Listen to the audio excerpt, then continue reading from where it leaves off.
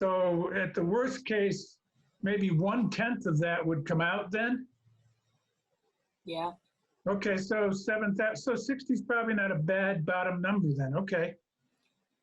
It's probably a little bit on the light side, but that's okay, I'd rather be on the light side. Okay, Pilot project, I can't tell you what that is specifically. That is the property that's owned by the state. So like the state garage up in West Danville and some of the other properties, they give us a nominal amount based on what they feel their buildings are worth to us. So that's what that is. pilot is in lieu of taxes, okay? Since the state doesn't pay us taxes, so this is a payment in lieu of taxes, which comes out to be pilot, Okay, okay? that makes sense. I'm sure if I had that property, they would charge me more money for it, but.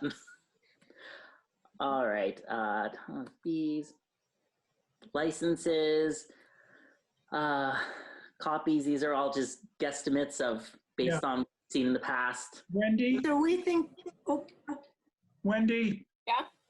Town clerk fees, Mm-hmm. was 20 unusual because of COVID? Do you expect the same rate to continue? I know we increased the Yeah, we expect the same rate to continue because okay, it was last year that legislature approved our increase in our Right. fees that we can charge for Right. recording. And real estate is still very busy, so I see it continuing. all right, good. Copies, licenses, land posting fees, town hall rental. We wish that could be a lot higher. Cemetery fees. I'm not sure why that was highlighted. That came to us highlighted. I didn't know if that was flagged by someone else. That was a purchase, that was funds for burying somebody, so there's an offset in the expense line item because we're taking the income and expenses here now and it's not going through the sexton. Okay. All right. That is highlighted because it was a new account number this year, Okay. all right? Now, Wendy, is that going into the cemetery fund then? Yes. Okay, Grant income, aquatic nuisance. why is that so high, Wendy? Did we not get paid enough? That didn't come through until this week. So we'll have 2 payments this year is basically what it is. Okay, that's what I thought, okay. That's the unique number, 33,000. Yes, that's all COVID-related reimbursements that we got. There's a possibility that there will be additional monies available on this new $1.9 trillion. There's going to be some trickle down probably, but we should not count on it. I agree, leave it to zero right now. If we get the money, we can spend it on something that's appropriate, but we don't want to bet on it. Okay, Correct. All right. Town clerk reimbursement. We hope that that's zero. Will wash out. 500 transfer for the fire district. yeah, don't worry about that. Zeros. Not so much income coming in these areas. Next one is recycling and green up. Well, when you say there's not much coming in, if you look at the listers, remember that you've got 80,000 there and you've also got 80,000 expense. They wash. So it doesn't matter what happens to it, okay? All right. So that brings our total revenue to $734,271, which took a minute to make all of our numbers line up so that it was right on the spreadsheet and on Wendy's spreadsheet and all the math came out. There was a glitch in there. So we got to fix. I empathize with you. Yeah, I've been through that. Okay. All right. And now we go into our expenses. I'm sorry, can we go back to the listers? So we don't have any more activities going on like. Yeah, no, we're going to have more payments from the listers because that's for the reappraisal. That's the number you see in there. And that money comes out of the Listers reappraisal fund. Down lower. So it's a wash, Kelly. It's always been a wash, okay? Oh, right, okay. Never, thank you. I see now how we budgeted, how it was in column O as well. So, okay, thanks. Did we make a change? Yeah, we did make a change, didn't we? What change did you make? Because I have 724,271. It was the delinquent Yeah. delinquent taxes was changed to, Ah, that's it. no, it wasn't. Yes, it No, was. it wasn't Oh, changed. yeah, it was changed from 40 to 50 Oh, yes. 10,000. Good, on thank you. line 9. Yeah. Okay.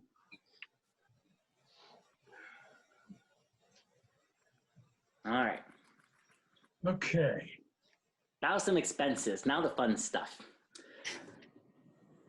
All right. These didn't change much. The salaries for the selectmen 5 was a little low before, but that all calculates out correctly. Town clerk salary. Assistant, we had a question on this one because Audrey's, because we needed to figure out, and that'll come out of this bottom number here, but Audrey is doing 2 roles right now.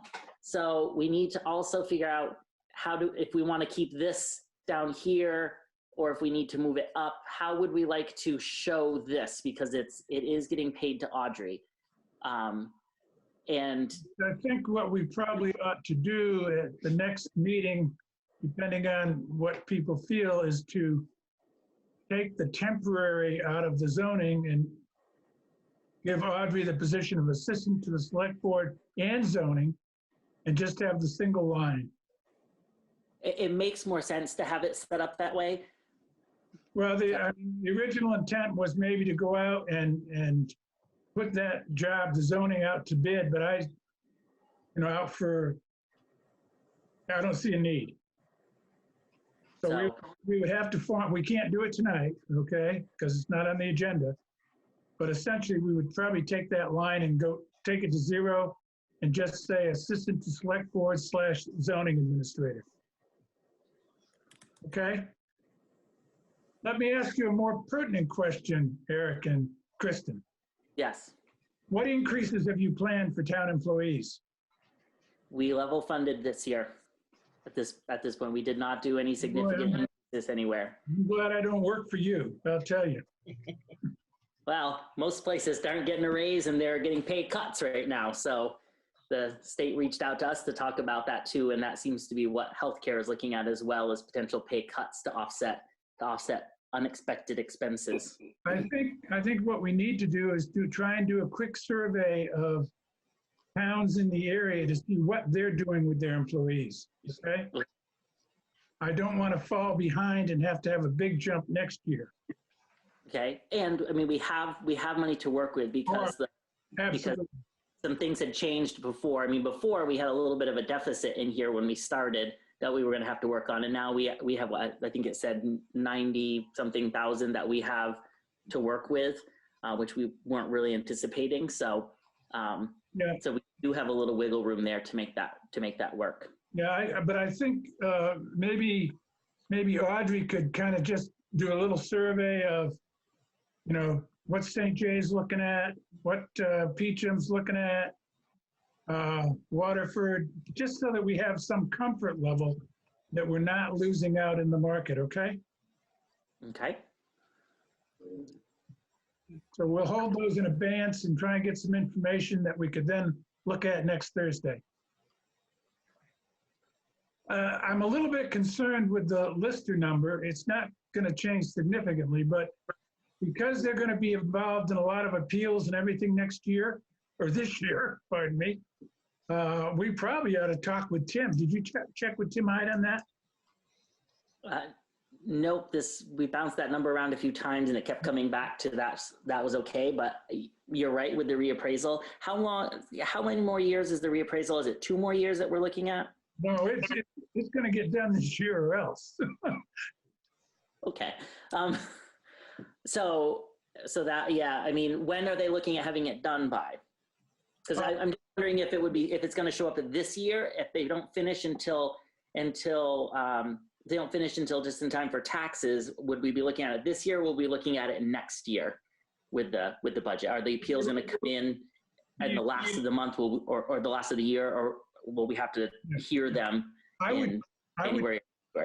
I would check with Tim Hyde, but I'm thinking they're going to have the reappraisal done mid-year, and then the process of appeals and everything else is when they're going to spend a lot of time on it. So I just think we ought to check with them and see, in comparison to 2020, what they think is going to happen in 2021. Okay. Okay?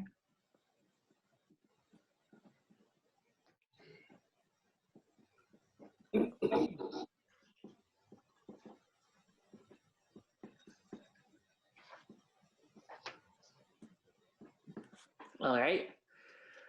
So we go down through here, assistant to the town clerk treasurer, Yeah. town clerk assistant, Yeah. poll workers. I guess the only election we're going to have this year is town meeting, so that looks okay. Let's see, Board of Civil Authority, cleaning and maintenance. Why are we going to spend $2,000 when we didn't spend anything in 2020? Well, we've kind of been cleaning ourselves due to the COVID. Okay, So it would be nice to keep it out there, and that way, if we need somebody to come in and shampoo carpets and stuff like that, we just haven't done anything this year. okay, sounds good. DRB. Yeah, that's resolved. This is one we're gonna look at. We have to do the vote. Have to get it on the agenda to combine the two roles. Planning Commission. Sorry, my screen is a lot wider up here. I'm trying to stay on the same line. Aquatic nuisance. Question on aquatic nuisance. Yep. 6,000 in 2020. We're only going to spend 4,600 in 2021. Right, it kind of goes a little bit by what we bring in, but anything that goes over our budget, the Joe's Pond Association pays the difference between what is spent and what we get for revenue. Okay, that's So I think the only thing we pay for is, it's either like 1,000 or 1,500. okay. All right. Tax collector fees. Yeah, we never budget that because we know what it's going to be and it's a wash anyway. Recycling center payroll. We have a little lower. Right now, we don't have really anyone to do it, so who knows what that will look like as we go forward. No, we're getting that squared away. We have people doing it, so. Health insurance for the town. Wendy, those are good numbers, Wendy, right? Yes. Okay. Hey, can we just jump back up one to the recycling center? Yes. Yeah, Is that based on $15 an hour, that number or something, in case we do get somebody and it's on a permanent basis? Would that, What have we been paying Bob LaRose? Like $17 an hour, isn't it? right, so we kind of went with the 15 to put it out there. yeah, when Eric and I were interviewing our last two candidates, I think we kind of had a discussion about what we want to pay, and we thought $15 an hour would be good. So I don't know, Eric, if you. That should probably then be 5,500. Okay, yeah, that'd be good. I think that would be good to plan for. The other thing with that line item, the 6,200 also included when Bob was doing other stuff at the town hall and the highway garage. Right. Oh, right. Yeah, maintenance, yeah, he's our maintenance guy. And if we're gonna use him in that capacity, which we've said we would, depending on the circumstances, that would just go into essentially maintenance on town hall or other properties. Okay. Okay? Well, then that actually 4,500 would actually be a better number for that. I don't think I would put a number in less than we paid out or less than we budgeted last year. Well, yeah, so if we budgeted the 4,600 for Bob at 17, at 15 an hour, it would be actually $4,083.53. Well, yeah, I don't know why we would offer someone money to take that job less than Bob was making. Why? You were not in the interviews. Oh, no. Why? We're not good. We didn't take those two. Okay. But looking through that, and I mean, I've been working with the Department of Labor now for 2 weeks daily, and that's what we're going to have to work with for the most part, unless we find some strange anomaly. Well, you did look at our 2 applications, right, that Audrey sent out today? No, I've been in meetings with the Yeah, well, there's some hope in them. Oh, good. Yeah. Good. I think that's going to resolve itself, I think, Eric. Okay, so then the 5,500 is more than the 17. So if we're looking at that, we would probably need to stay with the I would say 4,600 as our budget number, because that would be putting it at 17 an hour based on what Bob was making. And then if we look at any general increase based on the data we can get locally, we may adjust that. But for purposes of discussion, yeah, I would go in with essentially the same amount we spent in 2020. Well, but 2020, remember, is someone who's also doing the 6,200 is also for maintenance and other places. We budgeted 4628 in 2020. Yeah. I'd use that same number. All right. Health insurance, okay. HRA contribution. And that's Wendy's number, I guess, right? Yep. FICA, okay. Yeah. Pension, workers' comp insurance, unemployment. Wendy, why is the unemployment cost so low? We don't lay anybody off. It's based on history. Okay. All right. All right. Into office operations, training and education. We budgeted the same this year, same as we budgeted before. Unless there's someone who thinks there's more trainings that we are not taking advantage of. I mean, it did come a little over, but it's also been much less in the past, so. What have we done with our people we committed to on cybersecurity? I'm waiting to hear back from Cynthia Phillips because she wanted to have a meeting, and I told her sometime the end of next week would be good for me because we've been right in the middle of trying to get the town report done. Okay. Town report plus closing, okay? Right. Okay. I'm just gonna put a note in there that when we follow up with Cindy Phillips, that might change that number Yeah. a little. Well, I think we've already paid her. Oh, okay. Whoa. Okay. So you should be okay because we paid her, what was I forget how much it was, but she's been paid. So we're just waiting to do what we need to do. Okay, and that's, So okay. We took that into operations last year then. Right. Okay. All right, that's a good number then. All right. All right.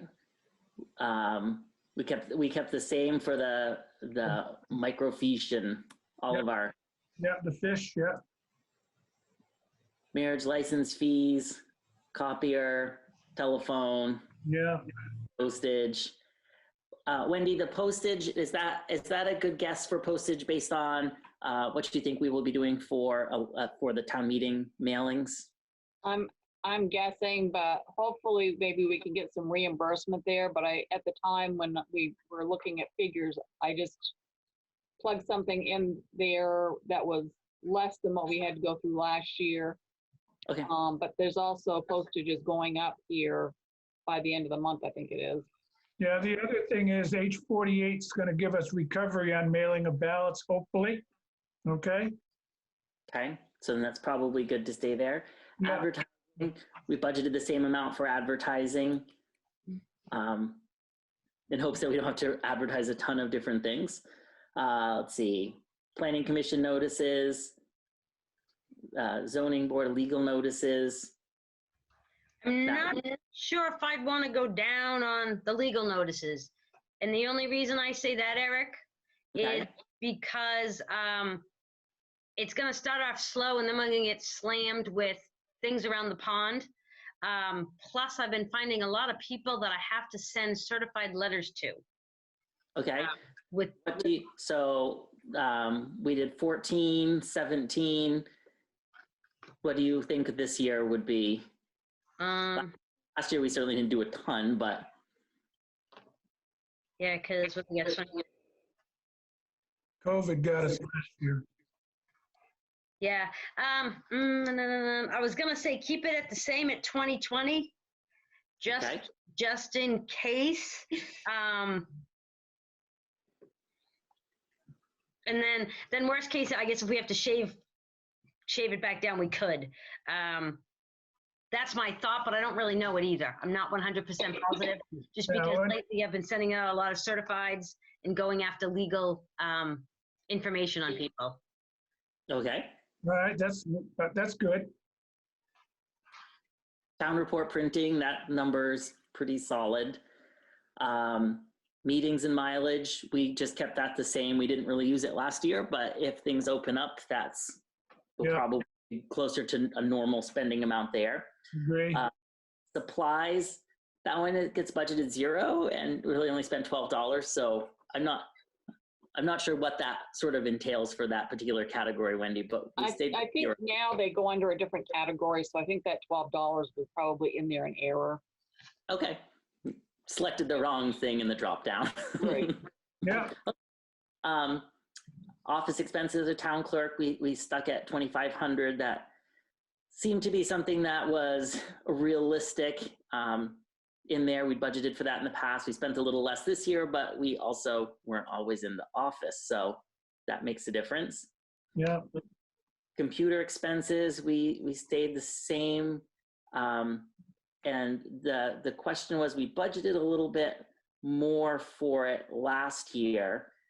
Was there something specific? Is there anything we plan on upgrading this year? Does that number need to stay at the 6,200 or can that go back down? I believe that is part of all of the NIMRIC charges now for their services. Oh, that's right. And they did go up. I remember that. Okay. Is there any need identified for hardware or software in the computer area that we need to update? Someone that's on something that's 10 years old ought to be, a laptop that's 10 years old ought to be replaced, okay? Any ideas, any concerns? I can't think of any. Okay. Website, stayed pretty much the same. We didn't spend more than anticipated there. Yeah. Conservation Commission stayed the same budgeted amount. Select Board office hasn't really changed. I stayed under budget, so. Yeah. Can we just, on the Conservation Commission, those folks, they won't be expecting any carryover, right? There is no carryover. You start fresh every January 1st. Yep.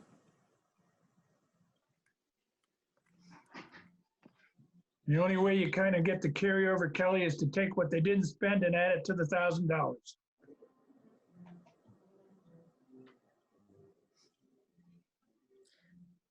Okay, Right. that's next door. Yep. Let's see. Removal. Wendy, the 740 includes both payments? Yes. Okay, I just wasn't sure. Is that for 12 months or 6 months? That's for 12 months. Of course, before we were paying water and sewer on the place next door, and Okay. that's no longer. Good, okay. General building maintenance, we kept that budgeted the same as we did before. Again, now that COVID is over, that's all the stuff we didn't get done is probably going to still need to be done. Ambulance building, we kept that the same. Spent a little more last year, but I think that must have included the gutters and the extra stuff that Bob found. Repairs and services, we budgeted a little less, but we didn't spend a whole lot before, and we certainly, even before that, didn't come up to the full amount. So we talked about that and decided we could bring that down just a little bit, unless there's something that we think would fall in that category that we were not anticipating. Okay. Insurance on town buildings. And those are coming from passive, Wendy, and we're good on those, right? Right, those are the exact numbers I gave us. Yeah, okay. Equipment and supplies, we kept at 600. Seems to be, sometimes it's a little over, sometimes it's under. It seemed to be a fair number to stay at. Electricity, probably, this we kept it, the budgeted the same. Keep the lights off and we'll stay under budget. Heating oil, kept that about the same as we budgeted before. Capital building fund contribution, we've been putting in the 7,500. So, and I think that's one that the select board has to just decide, is that what we put in or is it a different number? So we kept it the same unless someone has a strong opinion about doing something one way or another with it. What is the total on that fund now? Wendy, do you remember? Hang on a second. It's around 80,000.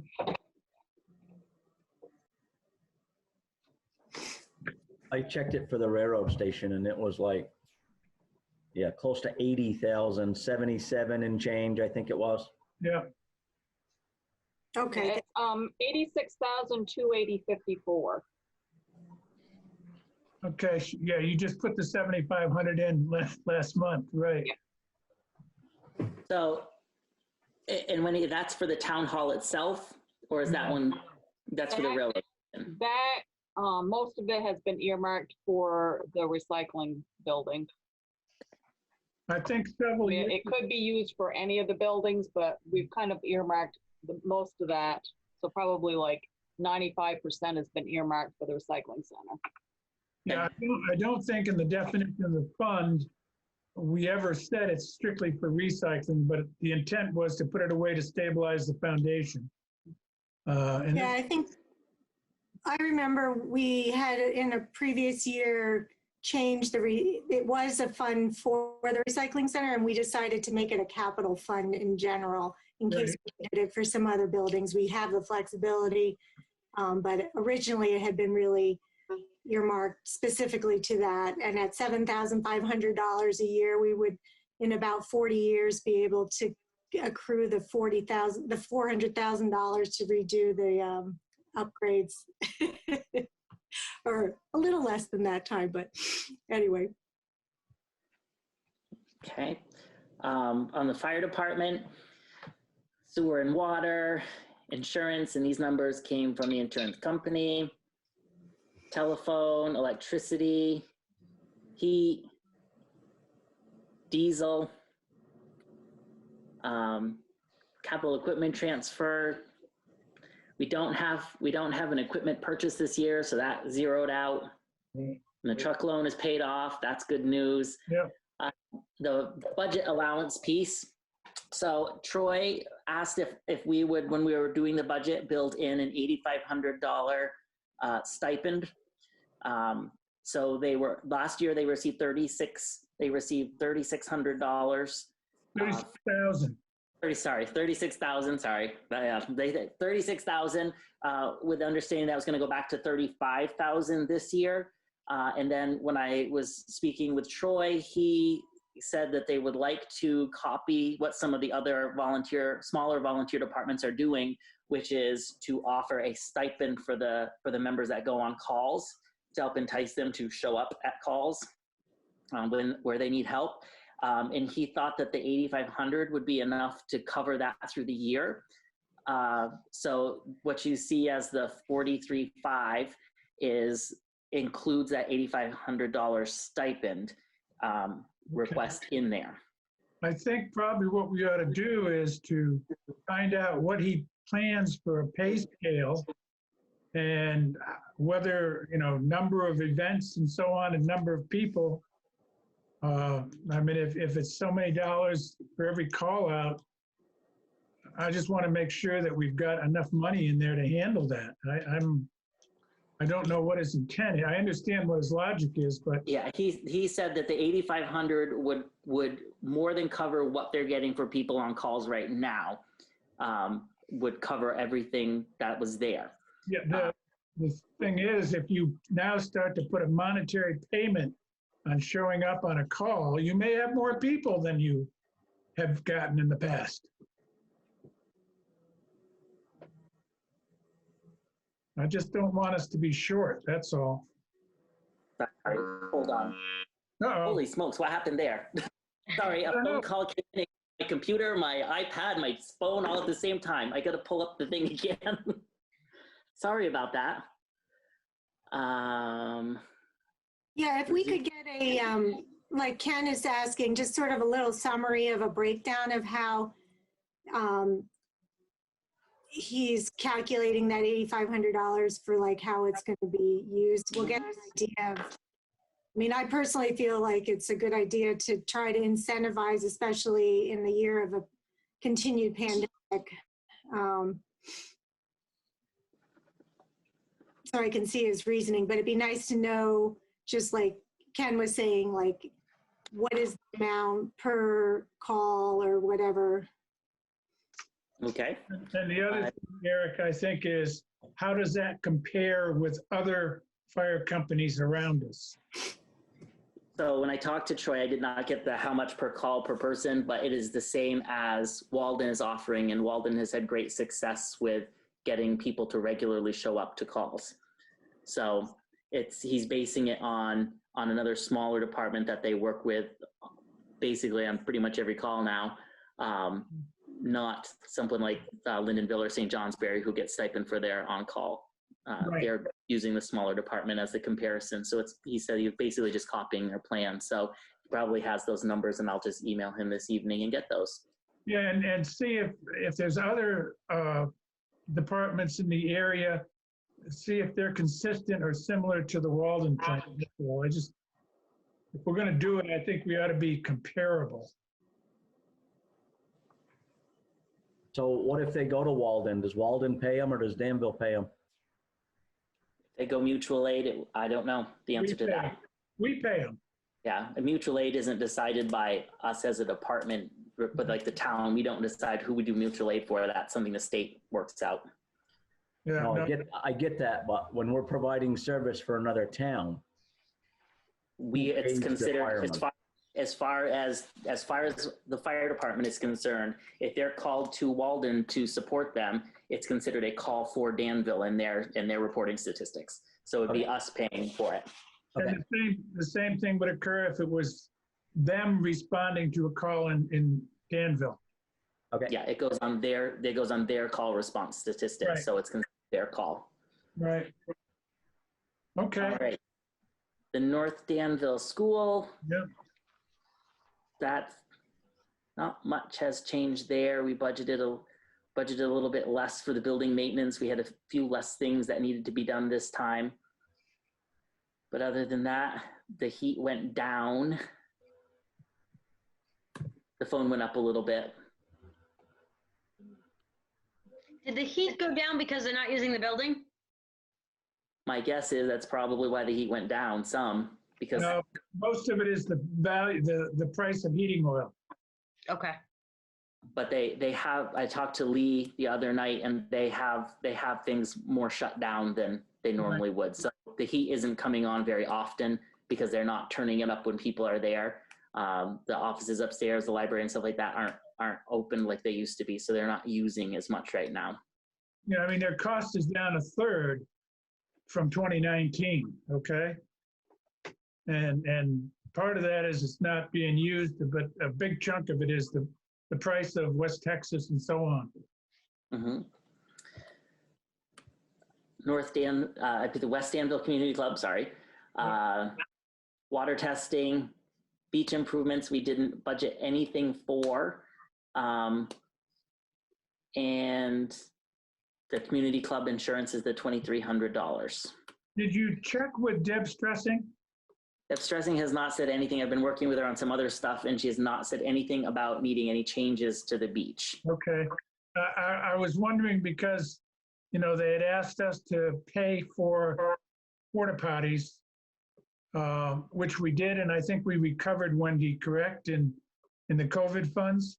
So it didn't cost us, but, if they're going to ask us to do that again, I think we need to know that. Is that what the 1,400 is shown for? No, that was, I don't think, maybe it was, Wendy. Is that where you put the cost of the porta potties? Yeah. Oh, okay. I mean, supposedly that was kind of they couldn't get anybody to supply them and everything else because of COVID. We may still be in the same situation, Kelly, this year. I don't know. Yeah. And I mean, the price went up significantly because of COVID, and it might be nice to just check with them and see what their plans are, Eric. Yep, I'll ask her what their plan is for that this summer. Okay. Outside audit, recycling and green up expenses. Yeah. Our what we budgeted for. Law enforcement, we didn't really go up with that. We didn't spend as much on it this year because of COVID. So knowing that I will change. Whoops, sorry. I'm gonna send you their new bill because their hourly rate went up. Yeah, because they weren't able to bill us for anything because they didn't do anything. They didn't want to pull anyone over. So we may have to change that later, but Monday I'll send you it. Okay.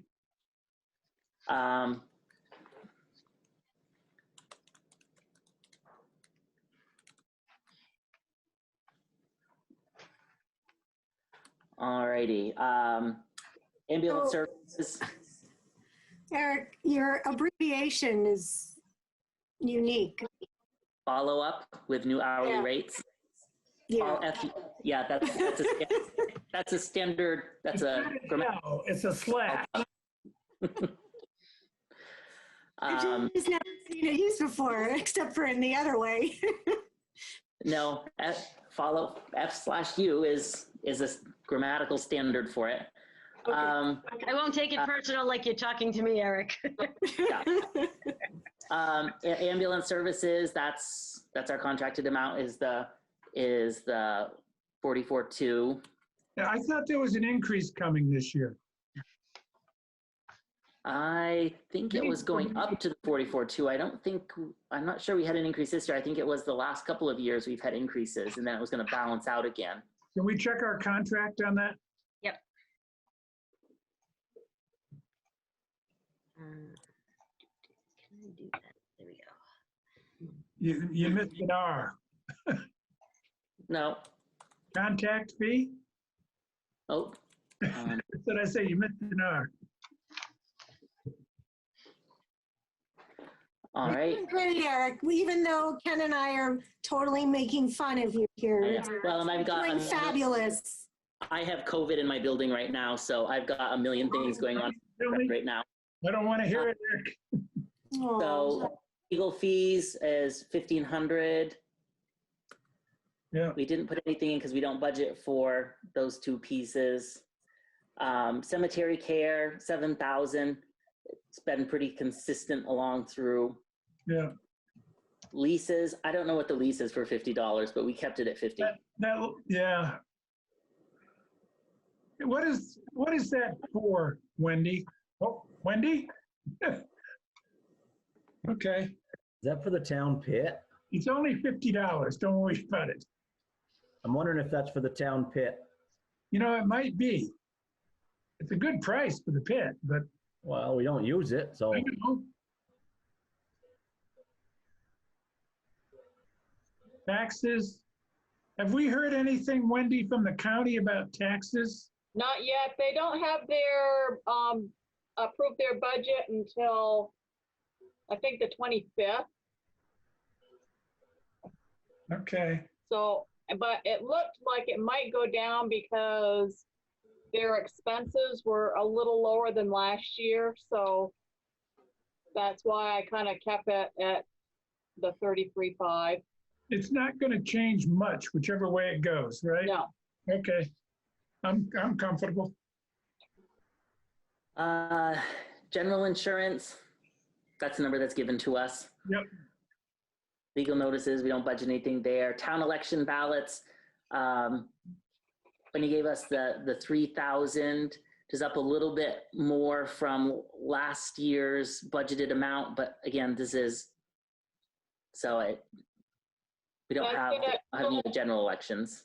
That's going to include the programming and our ballots being printed this year, because that's going to be a little more because of how many items need to be on the ballot to begin with, since we're doing Australian ballot for town meeting. Yeah. But that also looks like under H48 that it's going to be recoverable.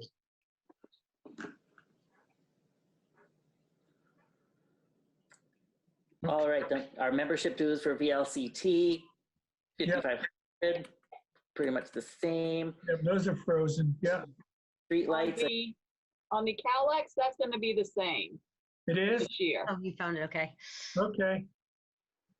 Yeah, I thought it was supposed to settle out this year, so. Yeah, it goes through 21. Oh, good, okay. Then comes the shock. Yeah, they usually do a 2 to 3% increase is what they usually look at. Street lights, that went up a little bit. Yeah. But electricity. Hill Street Park maintenance, we brought that down a little bit. We can go up. We've got a little wiggle room in the bottom of the budget, but we didn't spend much this year. Yeah. I don't know if we're going to be talking about the ash trees that are on there. That might be something we need to look at, but. No, I'm expecting when those need to come down, Keith could take them down and burn it. Have a block party, just burn them on the ice rink. No, we're going to burn it in the boiler at the highway garage. And that's not as fun. Yeah, I know. Mowing for miscellaneous town property, budgeted the same because we're still coming in under that. The loan interest, we got 2,000. Prior year school tax is way down. Thankfully, that comes to 40, which is where we get most of our excess at the end of this. Dude, does everybody understand this is, again, a debt that we owe the school that we couldn't pay this year, so we have to pay it next year?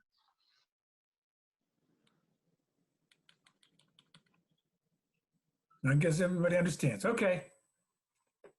And that brings us down. And overall, we have we have almost $102,000 that we can redisperse. So if we want to look at payroll increases, if we want to look at pay increases, we'll be able to figure out that piece, but we have some extra money to play with here. Yeah, that 101,000 represents about 3 cents on the tax rate. A little bit more than 3 cents on the tax rate. And do we have a sense as to what so the education budget's going up 9% at least? Well, that's... No, it's going down a little less, I think they said.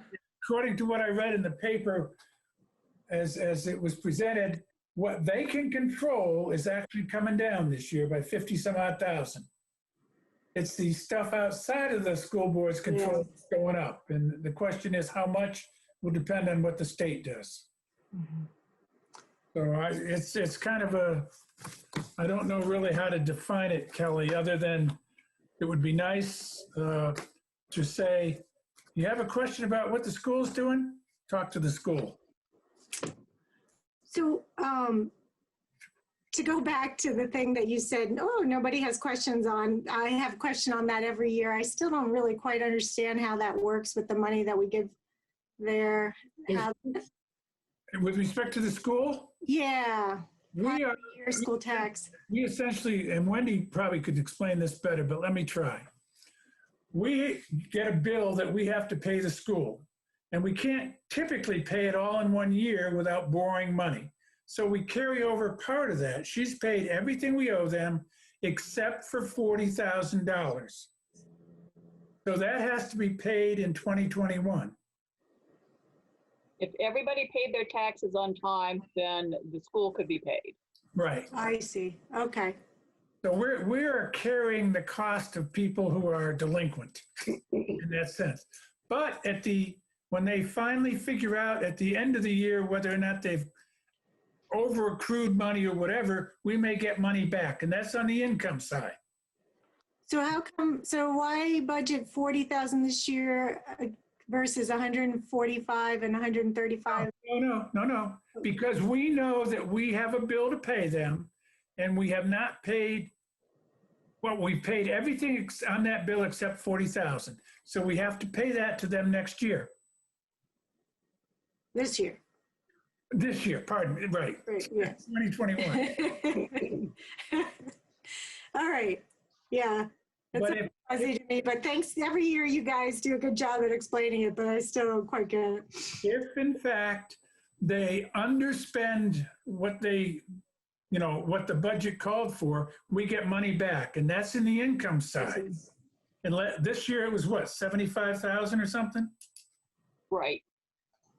It's a pretty big number, and we don't budget it because we have no idea if they're going to over or under accrue. So, okay.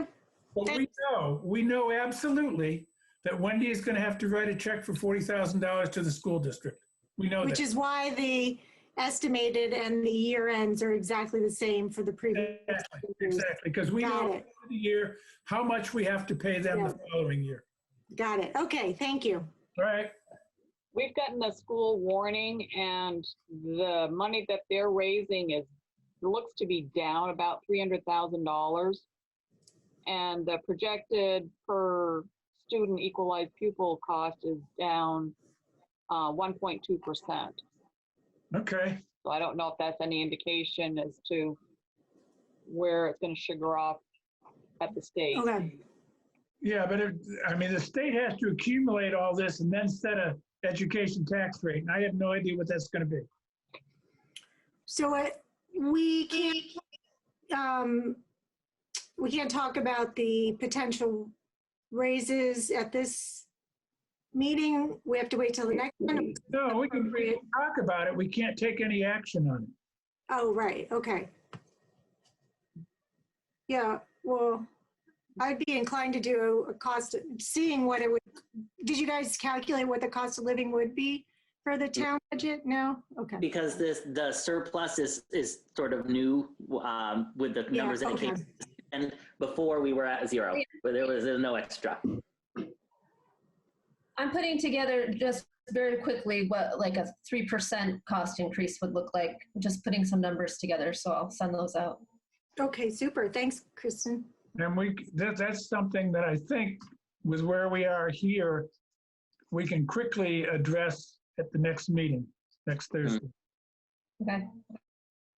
And one of the things, we do always, of course, have the option of saying, okay, well, we're just going to drop the tax bill by this amount. But the problem with that is if next year we need to raise it by that amount plus an additional amount, it seems like a big jump when it really isn't. Even if it goes up a small percentage, we would have to calculate in what we took out of there before. So it's a little harder to budget for folks long term if we drop it and then raise it.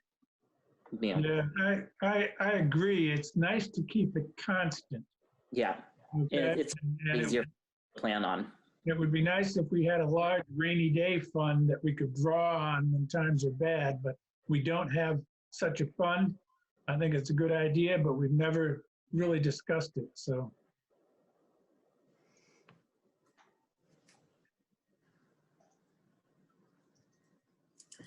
Okay, Eric and Kristen, thank you. I think that's a great job. Yeah, thank you very much. And thanks for going line by line through it too, and taking the time to answer questions.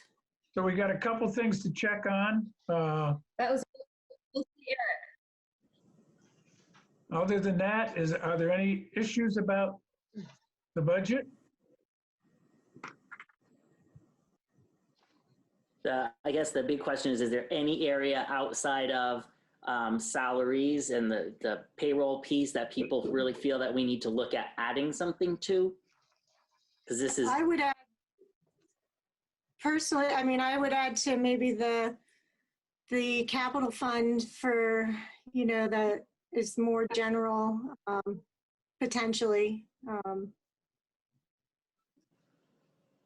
So look at what that 3% cost of living increase is, and maybe if there was a little bit of slush there, put it into the capital Yeah. building.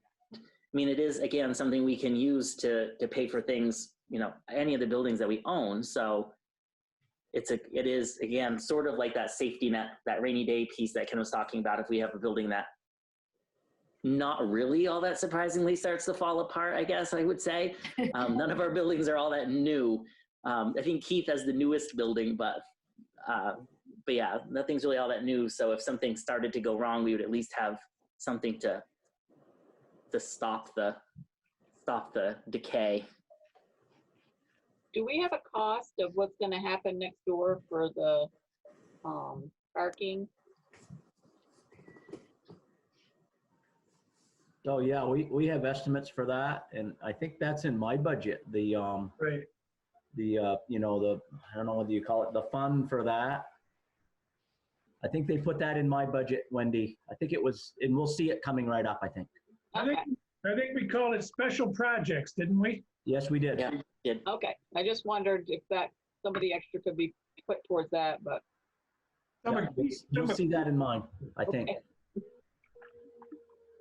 Okay, are we ready to go to the highway? Yes.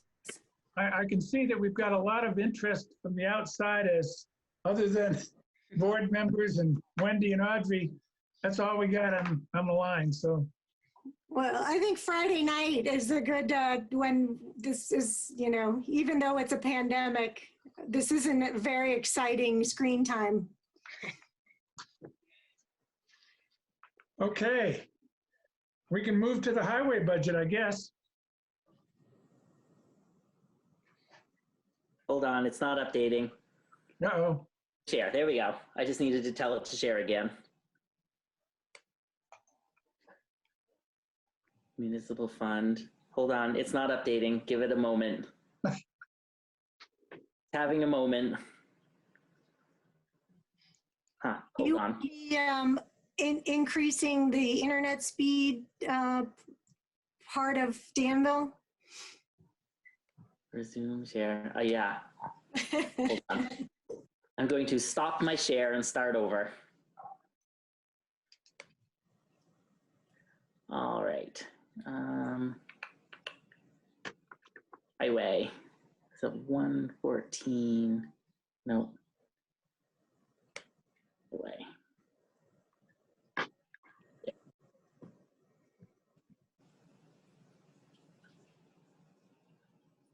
I've been fighting with the internet all day, here, at work, everywhere I've been. This has been the case for us. Geez, I haven't had a problem at all, Eric. You got two open, that's all. Well, I think I have 8 devices running right now because I've got a state call recording in the other room, and I've got a phone that's holding together a conference call for me. So you'd like to end on time at 7:30 is what you're saying? Well, I'd like to end whenever we get done, and then I'll just jump into whichever one's ready for me. Oh, gosh. It says that I'm sharing, it just won't. Yeah, it says Eric Bach has started screen sharing. I wonder,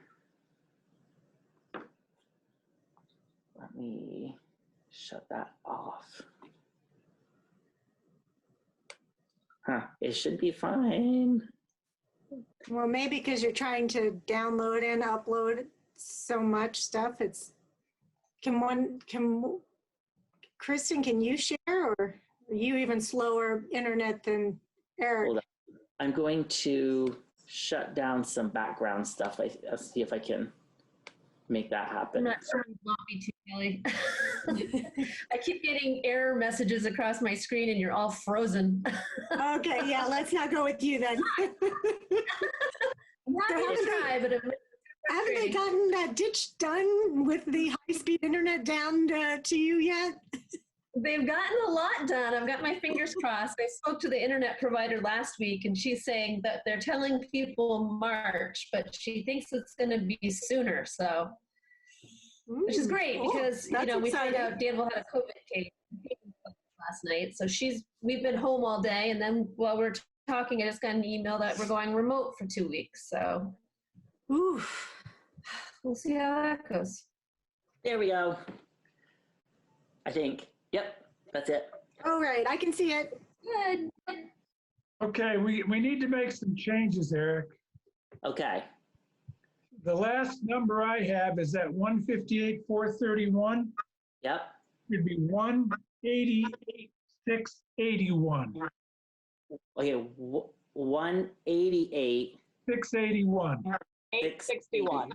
Uh-oh. One. I don't have to type anymore. 188, 861. 860. No. Your sheet that runs off says 1231 120 188 680.98. 188, 861. Okay. 188 681. Not 8. Wendy, do you verify I'm that? looking it up. The sheet that you sent me, the carryover account and so on. I've got one. Yeah. I've got one number at the top that's carryover. It says 860. Yep, Okay. The 188, 680. 681. 681. Yeah. Okay. All right. There we go. So is when you say checking account balance plus carryover, that's not just the checking account. Do you see the thing you sent me with the report you generated from NEMREC?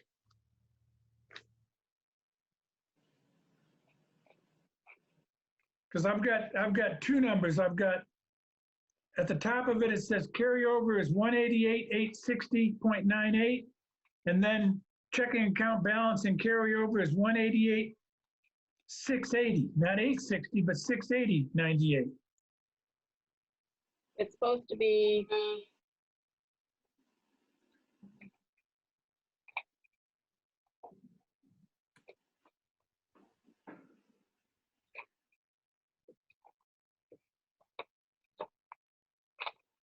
There's $180 difference between the 12/31/20 check. I think it's a transposition because it's supposed to be 188, 681.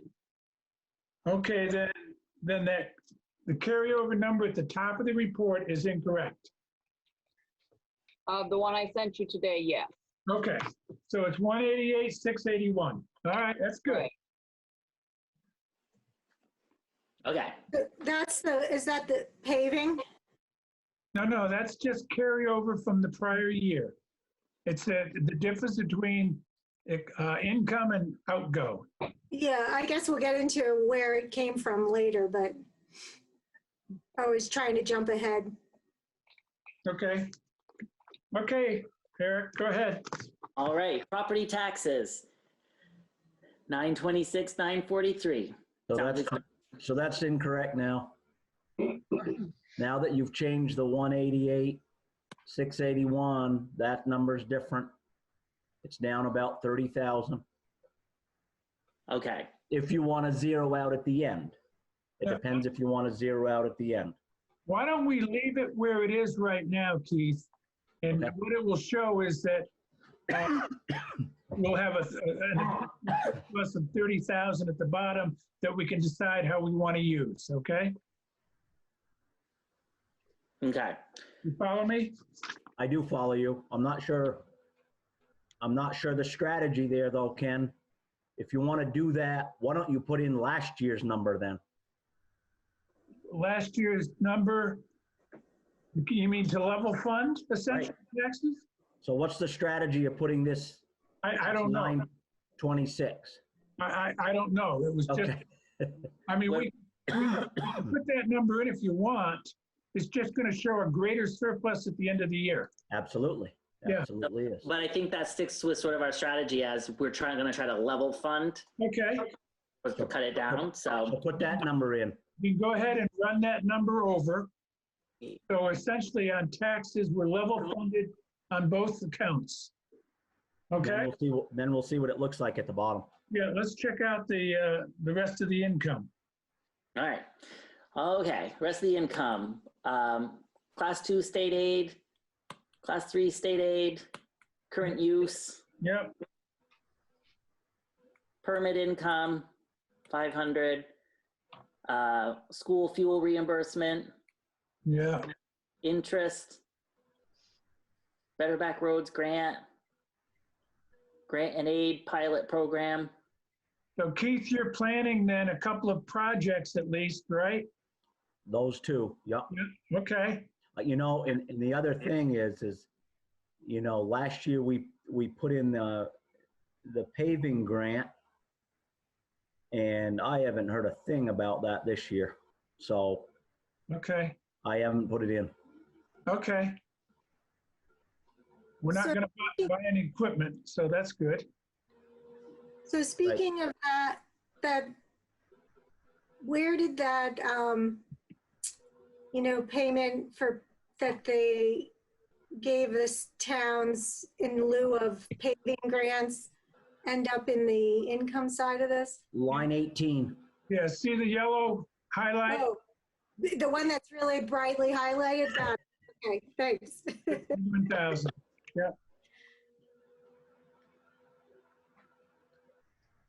Questions about income? Okay, yeah, All right. We move into payroll and benefits.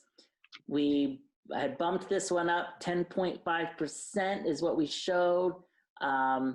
We originally hadn't quite had the conversation when we started this about this other guy who might be looking at doing more full-time than part-time with the 2 months there. So we were sort of looking at what the part-time would be. So that went up some, 10.5% increase, and we thought we'd work from there, depending on what we had, because we didn't know about this other guy before and didn't have any leads. So what do you know about the 10.5%? What is that? it was a number that was gone up so that we could help absorb part of at least part of the part-time position. Oh, okay, but if you're showing a 10.5% increase, it ought to be 264,000 plus 26,000, which is not Yeah. 277. Nope, then I just got the percentage wrong, but it's up. The number at this point is kind of arbitrary, especially if we're talking about this other thing. That number doesn't mean anything anymore, because if we're hiring another guy for different hours, this isn't the right number to be looking at. So let's put last year's number in there. Makes sense to do it the same? Yeah, as with the others, because we're going to be uniform in what we do. So at least it'll keep our line of thinking the same. Yep, and I'm just going to delete this and Overtime, okay. Health insurance, that's fixed.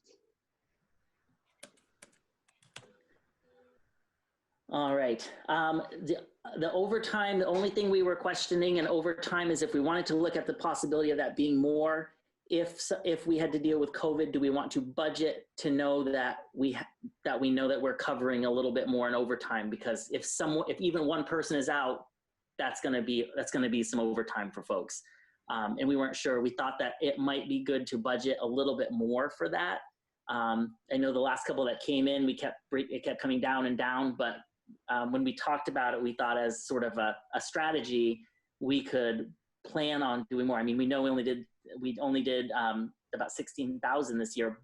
We budgeted 26, but this year the recommendations kept coming low, and we thought it might make more sense to bring that up a little bit so that we know that we have something set aside for overtime should something happen.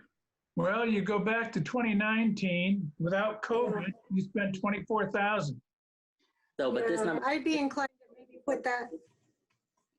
yeah, we had actually put this up originally to 34, thinking that this was low even compared to what we had seen before, but everything kept coming back as lower. So Kristen and I had talked about this as maybe not the most realistic number for us. Because all it's going to take is one guy that's even got a cold, whether it's COVID or not, and you're probably not going to want him to come in just in case. So if it's in the middle of a snowstorm, you're going to be running other people more hours. So I think that our number here for the year end of this year isn't really realistic. We were going to be looking probably closer to this, or even what we budgeted for 2019. Sorry, I can't count backwards apparently. So I think that this number is probably it might be a safe number, and if no one gets sick, that could be a great number. But if we're going to be budgeting realistically based on what we know, it might make more sense to go back up to what we budgeted in the past, to have some cushion there, that we know we have the funds there and we aren't going to just be pulling money out of places we don't have. Yeah, I'd be inclined to up that. So, and the question is what do we want to put it at? Again, it's an arbitrary number. If nothing happens, that money is just, we put money aside for something we don't need. Yeah, if nothing unusual happens, Correct. like no major storms, et cetera, I mean, you'd be the same as last year if Yep. the weather cooperated, which it probably will not, and then you have the risk of COVID. So, Yep. yeah, you need more money. The question is, I mean, from an experience base, I'd say on an average, I'd take the average of 24 and 16, and then I'd add something more for the COVID. Okay. Okay.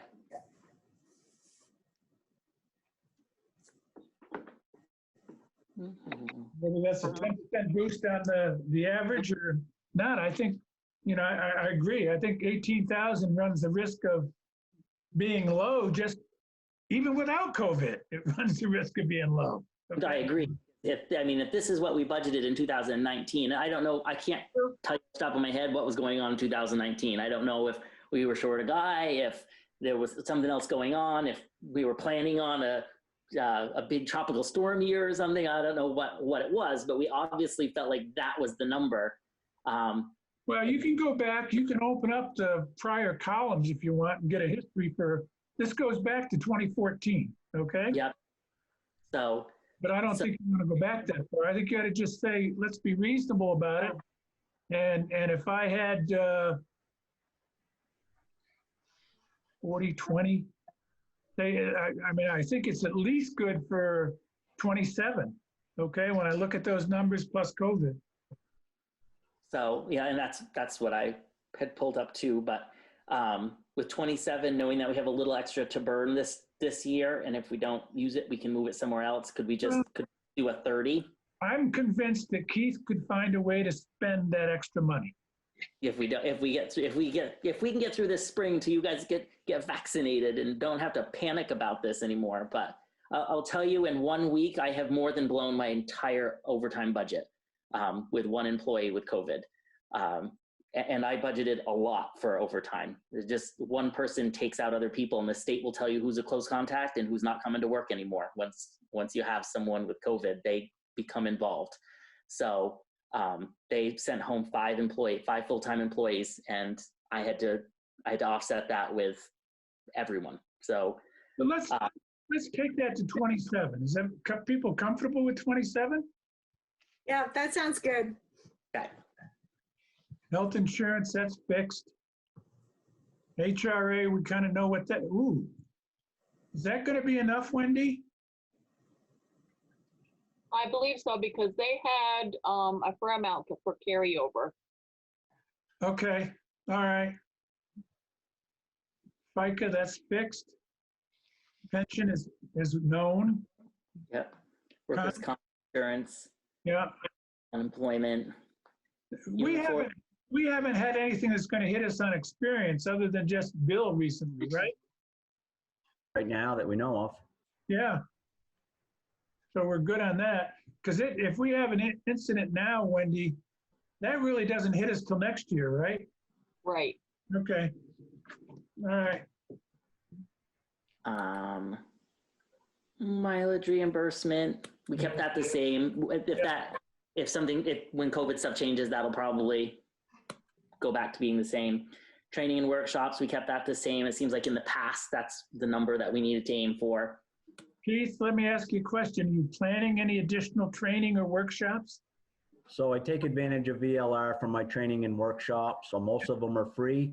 That one that's listed there is my MSHA that I can't get for free. Okay, Really, that's the only expense for training and workshops that I put in. okay. So I'm good with those numbers. And that's down last year because we did it virtually. Okay, Virtual stuff has really been helpful. Telephone and internet, yeah, not going to ton. Advertising and office supplies. We weren't sure, Keith, we budgeted the 250. When Kristen and I talked, we weren't sure where we might, dependent on what we can get for grants and reimbursements for any COVID stuff. If you needed any extra advertising to fill a position, if someone's going to be out or anything like that, we weren't sure if you wanted to put a little bit extra into any of those. I mean, it doesn't hurt, but advertising is usually for positions or for bid requests, but mostly for positions.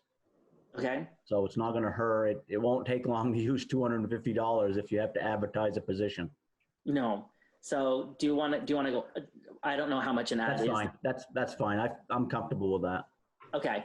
And office, we ended up having to order supplies for you like masks or gloves, anything like that. Would that fall for you under office supplies or does that fall under something else?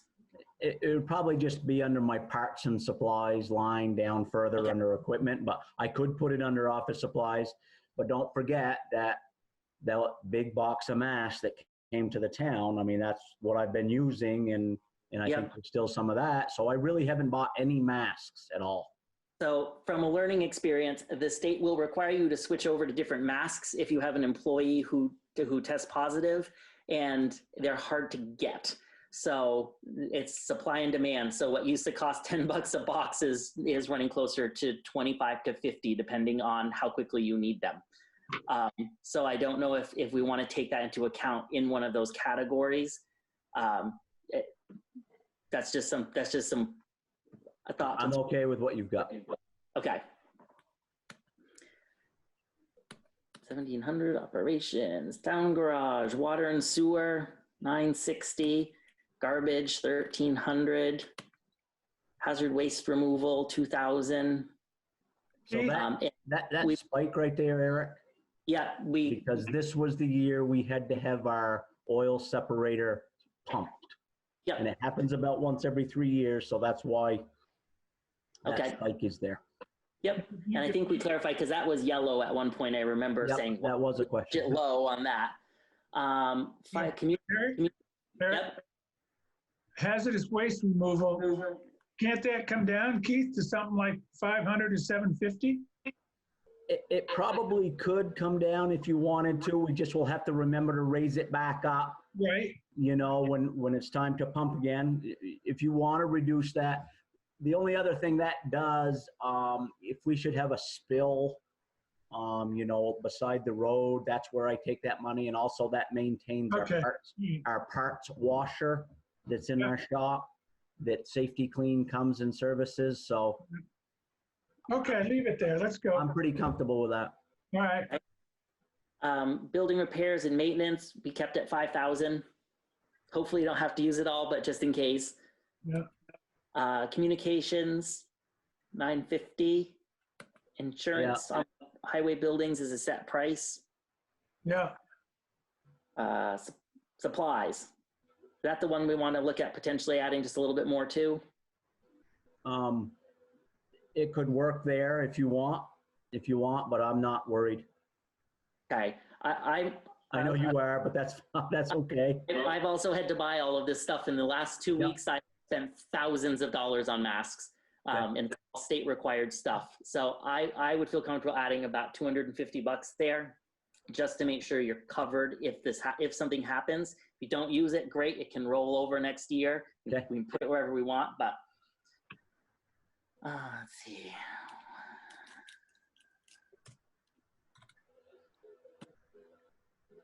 All right, tools and small equipment, we kept it 3,000. It looks like that's sort of the ballpark. Safety equipment, $1,000. Those are things like your vests and things like that. No, this is under the town garage. So the town garage safety equipment would be things like our fire extinguisher service, you know, anything that we buy in the shop safety wise versus we have another line that has employee safety in it. So we could probably bring this one back down then a little bit. Yeah, I'm not sure why that got bumped up. It might have been.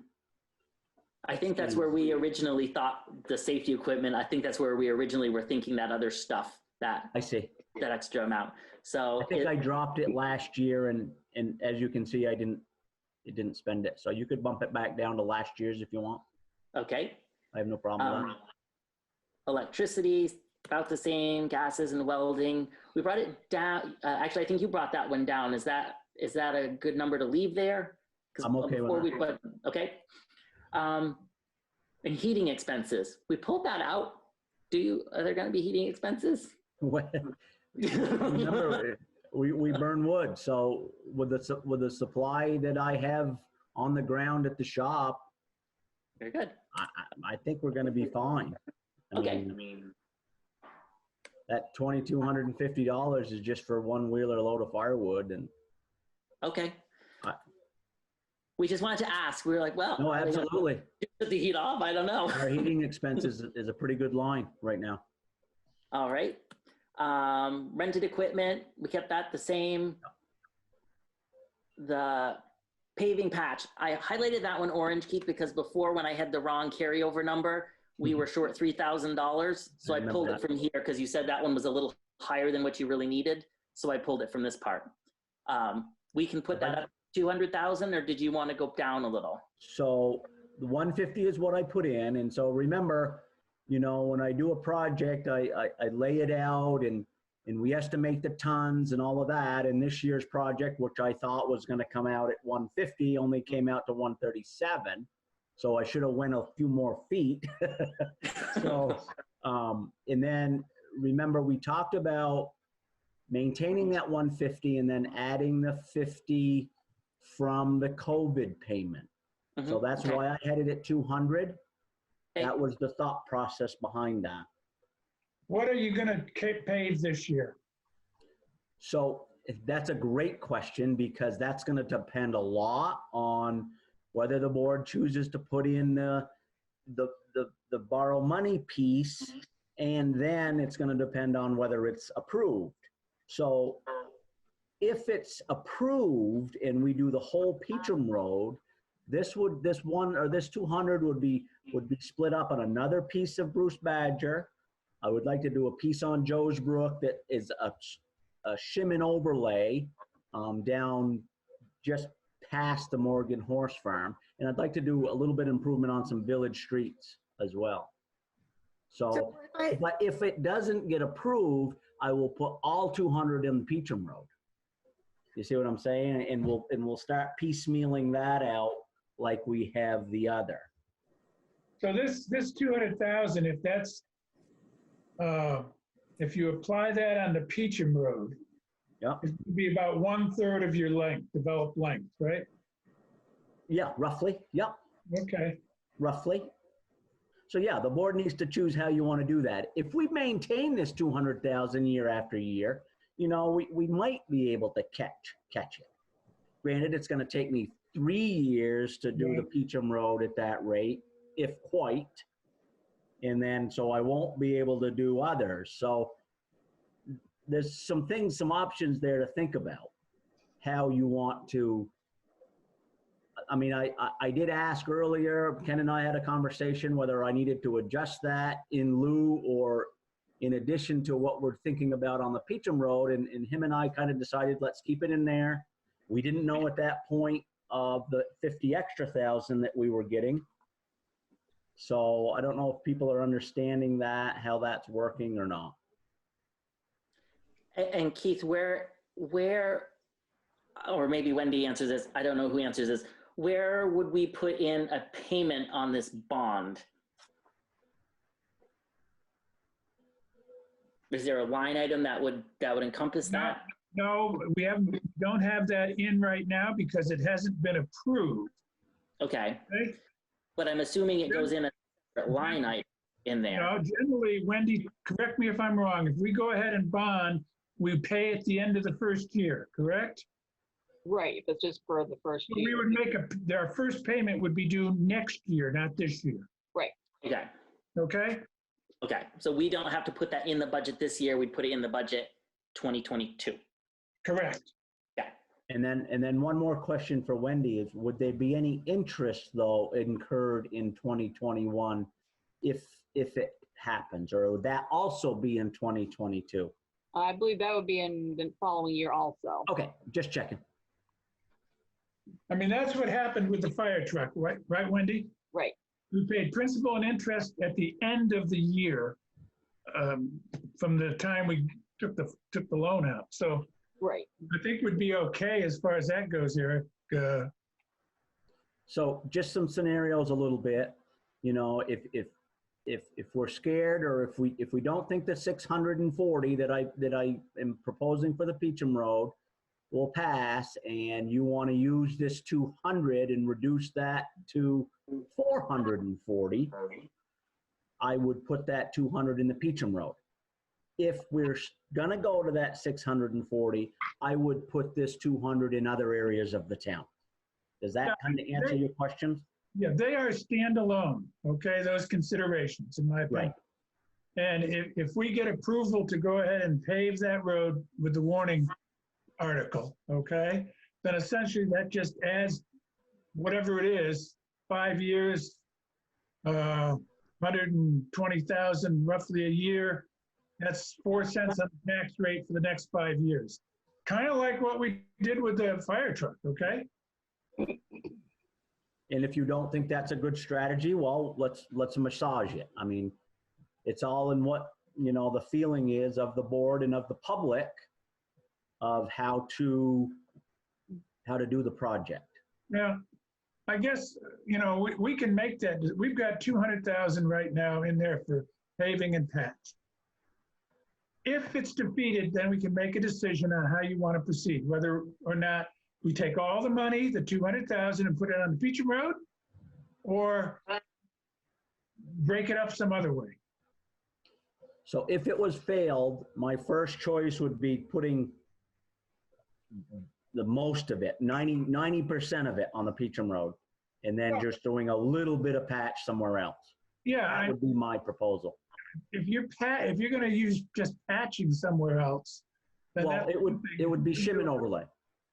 Well, I'm just thinking, Keith, that that's probably a decision that we want to know, like, as close to it we can, because when we're asked, what's this for? Why are we taking out so much money? We want to be able to say, this is exactly the plan. If it's voted down, all of the money that we're going to use to fix everyone else's roads isn't going to really get used for their roads. Right. So we need to be able to frame that for like someone, I don't live on the Peachum Road, so what's my incentive to vote yes on that? And my incentive is, if you use all that $200,000 when I'm driving up and down to my house, my road is not going to get fixed until this Peachum Road is under control. So see you in 4 or 5 years. Right. That's exactly, I think that's exactly the logic that I would use.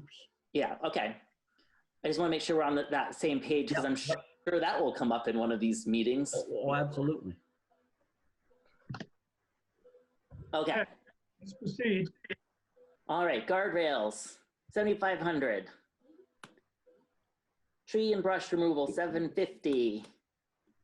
Curbside contract, sorry. Outside contractors, $1,000. I could use some curbside right now. I'm getting hungry.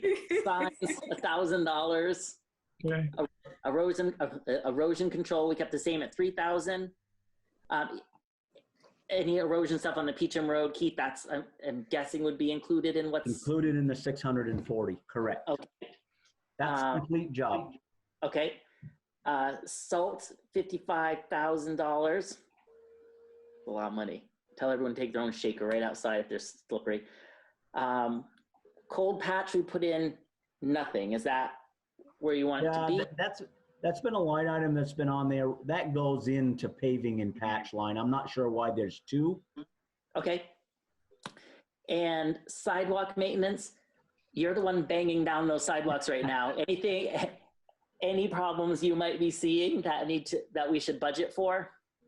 No, we've had that little $500 bill in there for every year I've been here, and we've never spent it, Eric. And Okay. I just thought we maybe should just take it out. Okay. But if you want it in there you can. I would leave it in as a reminder that we do have an obligation, Okay. okay? By law, we're supposed to maintain those sidewalks. Okay. Yeah, sure. Okay. All right. Class 3 roads, equipment rental, $1,000, tree removal, $5,000. We put that up. Why? No, you're on the wrong line. You're off. Sorry. Equipment rental, we completely missed that. Do we We need to put something took in that there? out. We took that out when we bought the new grader because that was in there for renting the grader in the spring. Okay, perfect. That's tree removal. Then now we're on guardrails at 5,000. And you had talked to the subjects. I put that up. I mean, I sub most all of my guardrail work, and those little numbers that we've been using, boy, they get used up fast. And I really got some guardrails that I need to attend to. So as you can see, I put it up a little bit in the class 2 and put it up a little bit in the class 3. I did turn away the contractor. I wanted to do one more project this year, but I just didn't have the money. So I kind of bumped that up.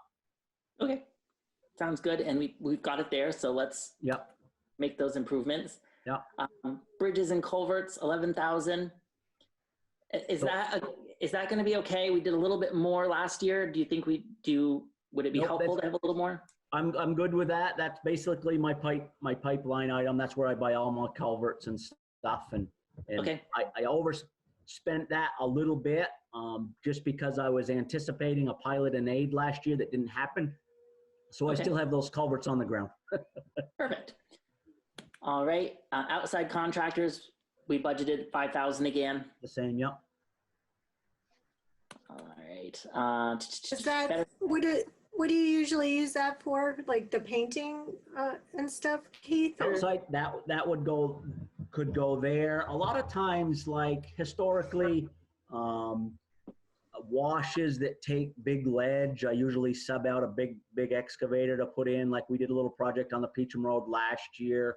Any specialty stuff, I'd like to do some hammering in some of the ditches where the ledge is close to the top of the road in the ditches next year. I've used contractors before when I did some crushing. It's just a line item where I subcontract people to help us out. Like this year, I used that line to do the McReynolds Road in front of Carol Kuligowski's. So Great, thanks. Okay. Better Backroads grant, 24,000. So the Better Backroads grant this year is planned for Tampico Road up by Steve Parker's residence. It's before you get to the Four Corners by the corn maze. Yeah. We are, like we did last year, this will create a negative budget. We're only going to receive 20,000 in grant funds, but the material cost is 24,000, and then all of the labor cost will come out of the town. I believe, and I don't have it right in front of me, I believe it's like a $64,000 job that I've got planned out. We're going to get 20 for it. We're going to go in the whole 4,000 to offset this $24,000 expense. Do you follow me? Yep. Okay. Okay. Special projects. Yep. We have 5,000 there. So this is what we decided a few meetings ago to pay Tim Ruggles to do the surveying down Hill Street. That's all that's in there at this point. If you choose to put more in there, as you can see, we did 45,000 last year. So that is part of my carryover for sure. Yeah. Because we didn't do anything on the parking lot or any of that drainage work. So that obviously attributed to a good chunk of my carryover. So do we want to budget for more than just doing the design work? When would he have that finished, Keith? When would Tim have it done? Oh, he'd have it done in time to do anything, to do something this spring. Obviously, the bid process will take a little time and stuff like that. Yeah. I have no idea what it's going to come in at to do that pipe work down Hill Street.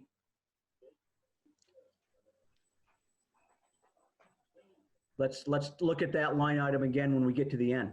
Do Okay. you remember, does anybody remember where we came up with the $45,000? That was 50% of the estimate that we were going to take the water from the town hall and go down behind it, behind Marty's, and end up with that pond down behind the creamery. That was 50% of the estimate of that, thinking that landowner would produce some of the other portion of that 50%, and then that fell through, if you remember right. All right, let's wait till the end. Okay, I'll leave it highlighted. We buy nothing for bike and ped grant or structures grant. Grant and aid pilot program, 7,000. So again, I will do one of these. It came out finally late last fall, so we didn't have time to do it. That 7,000 will buy my materials. We will receive 20-something thousand because we'll actually get in the positive on that one. Okay. And my plan is, we call it Car Hill. It's down past Kelly's, the steep hill before the new bridge. Okay. Okay. Signs, stayed at 1,000. Erosion control, stayed at 3,000. Gravel and stone, 125. Up a little bit, but not from the past. Well, it not from way back, right? But as you can see, I overspent it quite a bit. Sand got 27.5, which is what we've been budgeting. Chloride, 35,000, based on what we spent this year. MRGP fees. I'm guessing that's a steady number, Keith. It is. Okay. It's annual. Annual fee, yep. Oh, the class 4 roads, other than our time, seems to be nothing budgeted for that. Right. And then trucks and equipment, outside equipment rentals, we got 12,000 in there. Repairs, yep. Yeah. Yes. Oh, sorry. Sorry. I can't figure out what I'm reading these days. Corrosion prevention. We have down, because you said you weren't going to be painting or putting the sealer on anything this year. Sorry, I never took that back out after I got the question answered. Right. I'm not planning on painting a truck. The one that's due is really not ready, in my opinion, but I do some undercoating with that 2,000. Okay. Outside vehicle repairs. Other outside services. I got two numbers, Keith, and I wasn't quite sure here. One number that I got, I don't know if it came from you or Wendy, but was the 7,773, and then we budgeted 72 on something else, and I just wasn't sure if there was something that I missed. I got both of those numbers in two different reports. It sort of bounced back and forth, and I said, well, I'll just put both on here. We'll ask. I don't know what that number is. Okay. I mean, it just came back so specific. I thought maybe there was an estimate for something that happened. I don't know. Or it could have been just a typo. I don't know the answer. But, yeah, I mean, the 7,200 seems like it was about what we spent the year before. I didn't know if there was something that changed that. We had the grader in all of 2020, right? Or did we? Yep. So the Yep. 70, that 7773 is the actual from VLCT. Okay. So that's 7,200 needs to change. Right. Okay. Okay. Perfect. Parts and supplies, we put at 58. So So there's another explanation of my carryover right there. That was we did really good this year on parts and supplies. I'm a little nervous about 58 because, yeah, it's more than what I spent last year, but I think last year was an extraordinary year for not having to buy parts and supplies. I don't know what your thoughts are for that. I mean, look at what we did in year end 2 years ago. 80,000. Yeah. Yeah, I mean, if you average those two, you'd be about 68,000. Do you want to put 70 in there? And I think that's more reasonable. I think, again, you know, we could go back and look at history, but the price of this stuff is not going down. I mean, it does. And not getting younger. I do have a shed full of new tires, so I mean, I'm a little bit ahead of the curve, so I'm okay with that, or even 65. I mean, whichever you want for that one. So it's a guess. Yeah, it really is. I mean, you never know. Your brand new truck could have something completely go wrong. That's warranty. Sometimes. Anyway. So do people feel comfortable with 65 or 70? I'm good with 65. I'm comfortable with 65. Okay. Safety equipment, $1,000. Looks like that seems to be an okay average. We went over a little last year, but. Yeah, and I can't remember what, I had to buy something and I knew it was going to go over, and it's escaped me what that piece was. I think it was a one purchase thing. Okay. Oil and lubricants. We brought that down a little bit because last year we didn't spend as much. Would that be accurate, or should we go back up to the 9,000? I'm comfortable with 8. Okay. Gas and diesel, 70,000. So there's another piece of my carryover. That was probably all in pricing. Yeah. Yeah, like I said, I'll take a look at WTI futures and stuff and see what it looks like for the year as opposed to past years, and we may want to make some adjustments there. Okay, Ken, I'm just going to put I'm going to turn low so we remember to come back to it. Yep.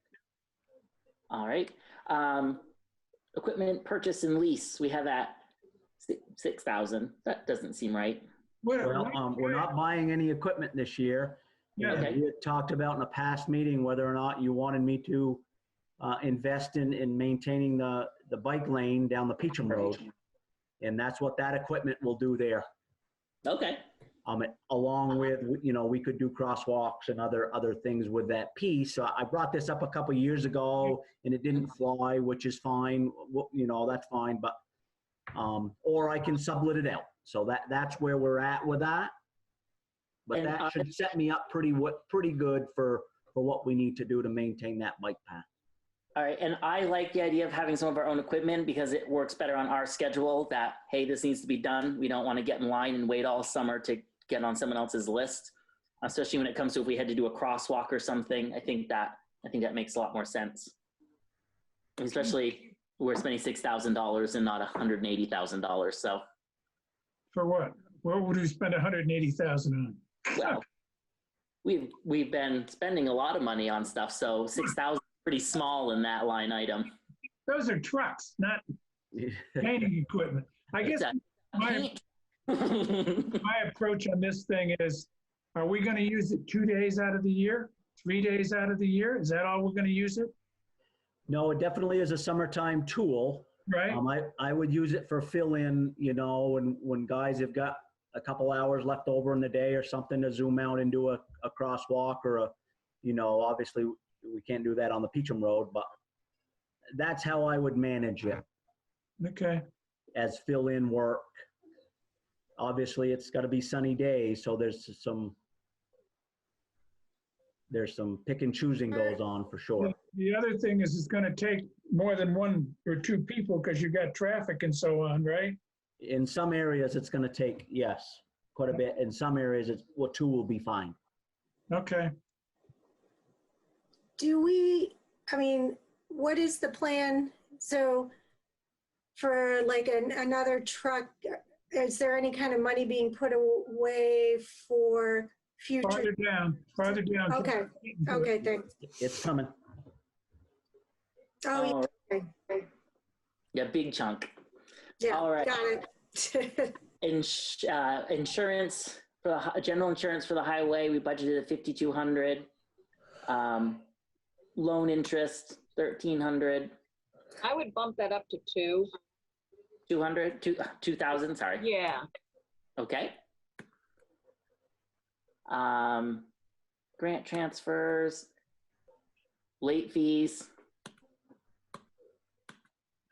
This is the one you were talking about, Kelly. Yeah, thanks. So we we try to still, keep that one. We try to keep that one level, except for that year we dropped it. I'm trying to think the reason why we dropped it that year was that we. Do you remember, Ken? We dropped it that 30,000. It kind of stayed 90 for quite a few years, and Yeah, I mean, well, I can't remember what we were tight or something on something, and we were tight, and 30,000 is 1 cent on the tax rate. Okay, that maybe that's what it I was. think that's what it boiled down to. Granted, it affects that fund a little bit, but we got it back. Well, again, we were looking out, and we were going to be okay long Right. term when we needed the money next. Right. Because And so yeah, the next purchase in line is another truck. It would be replacing truck 3. I'll probably bring it to the board at the end of this year because it's going to take so long to get it and put it in next year's budget. But there is a couple of things, and Eric, you kind of wished that I had everything on that capital plan, and I don't. I have the 6-wheeler is not on that capital plan, as well as the chipper and the sidewalk machine. And I know we had visited in the committee to try to get that on, and it just isn't on there yet. So. okay. Which gives us 182,129 to add to something. And we have a couple of things to go back and look at. We have the Hill Street drainage project that we didn't really put anything into project. And we had a position that we had talked about, this we got rid of. We had the position that we talked about and what that would look like as a cost. So we have 2 places that we sort of said we were going to come back and potentially change. And then we have the potential % increase in salary. Yep. That's impact too. Go down to the bottom again, Eric, please. So when I look at this, it says,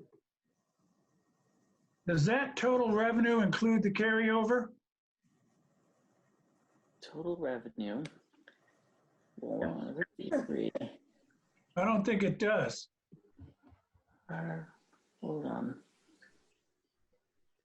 It ought to tell you. 3 is the sum of our 4. 15.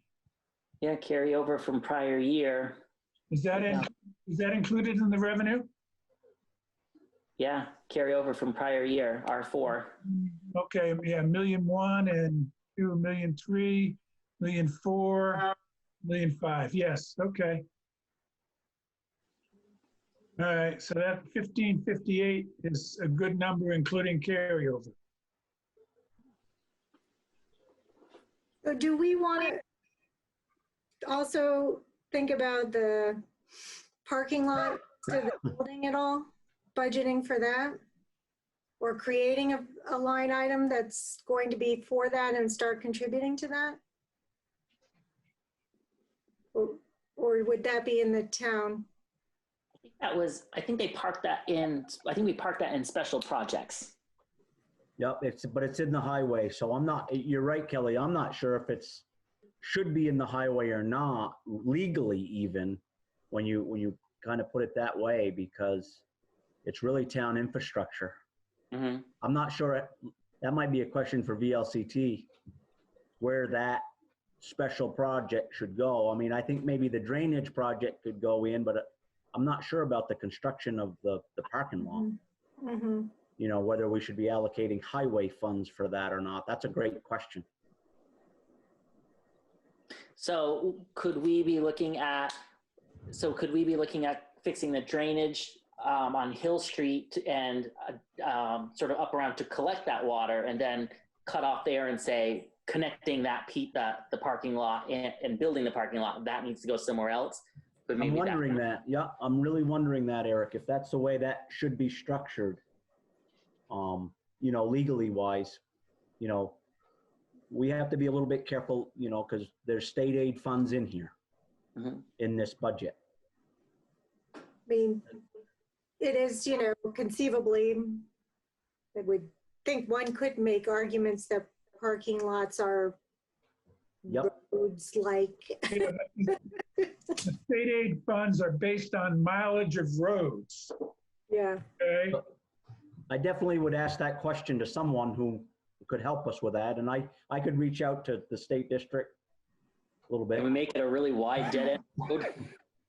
It's a loop. It's a loop. We've got a line striper now. We can make lines. And Wendy, I think we clarified this before, but Marion's money won't pay for parking lot stuff, does it? No. No, That's unfortunate. no, she pays for the park and for town hall and so on, but that's But it. not for the town hall. You can see it, you just can't get there. Well, we took I mean, we had a surplus in the municipal, but did we allocate all of that? Because then maybe we could just start the fund for the paving in that. Hold on just a second. Chris, oh shoot, I can't check it there. Sorry. Kristen sent out an email with the rough estimate for the cost of living increase, the 3%.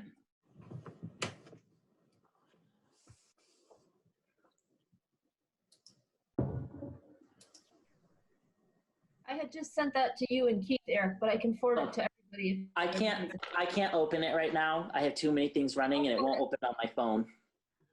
Okay, that's something, as long as we have the data, we can take a look at and quickly resolve, I think, next Thursday.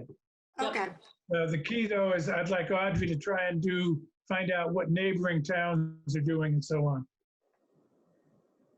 So do you want me to send this out to everybody, Keith, or do you want to hold on it? I mean, Ken. No, go ahead and send it out. I think it's important, Kristen. All right, so should we talk about the position? We can, and before we start, would you like me to ask that question to some people about the parking lot to see if it's the right thing to do to put it in the highway budget? I can do some research on that if you want. I would like to see that, Keith, only because I just think it'll help us make decisions, whether it's this year or next year or the year after. We got to have an idea of where we're going to be putting this. How am I on the screen so many times? All I see. I know. We get to see all these angles. Yep, I will get that information before next Thursday, Okay. just to see where to put this money if we can start a fund. If I vote, it counts as twice, right? I don't think so. There's no vote, okay?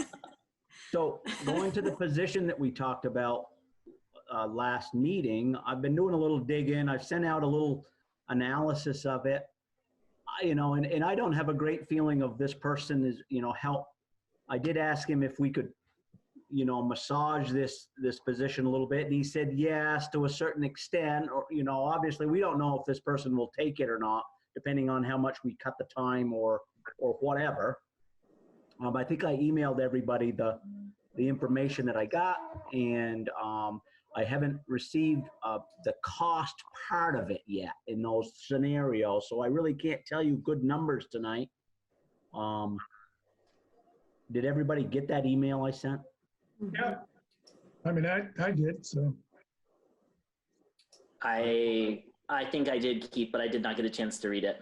What it is, it's just analyzing, a full-time versus what we'd call our part-time versus what we could create a seasonal, each of which have a little bit different rules according to VLCT of how we can provide a benefit package, what we have to by law, what we don't have to by law, things like that.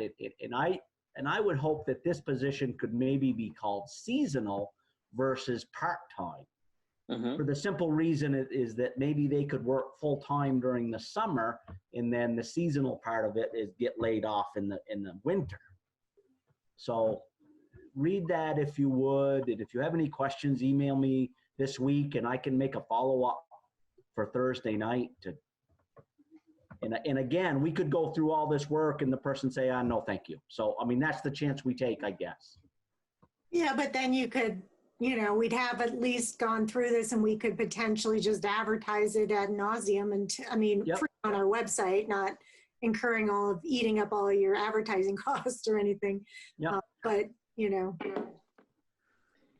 I don't know, Kristen, what do you think from your knowledge of human resources and the terminology of seasonal versus part-time versus?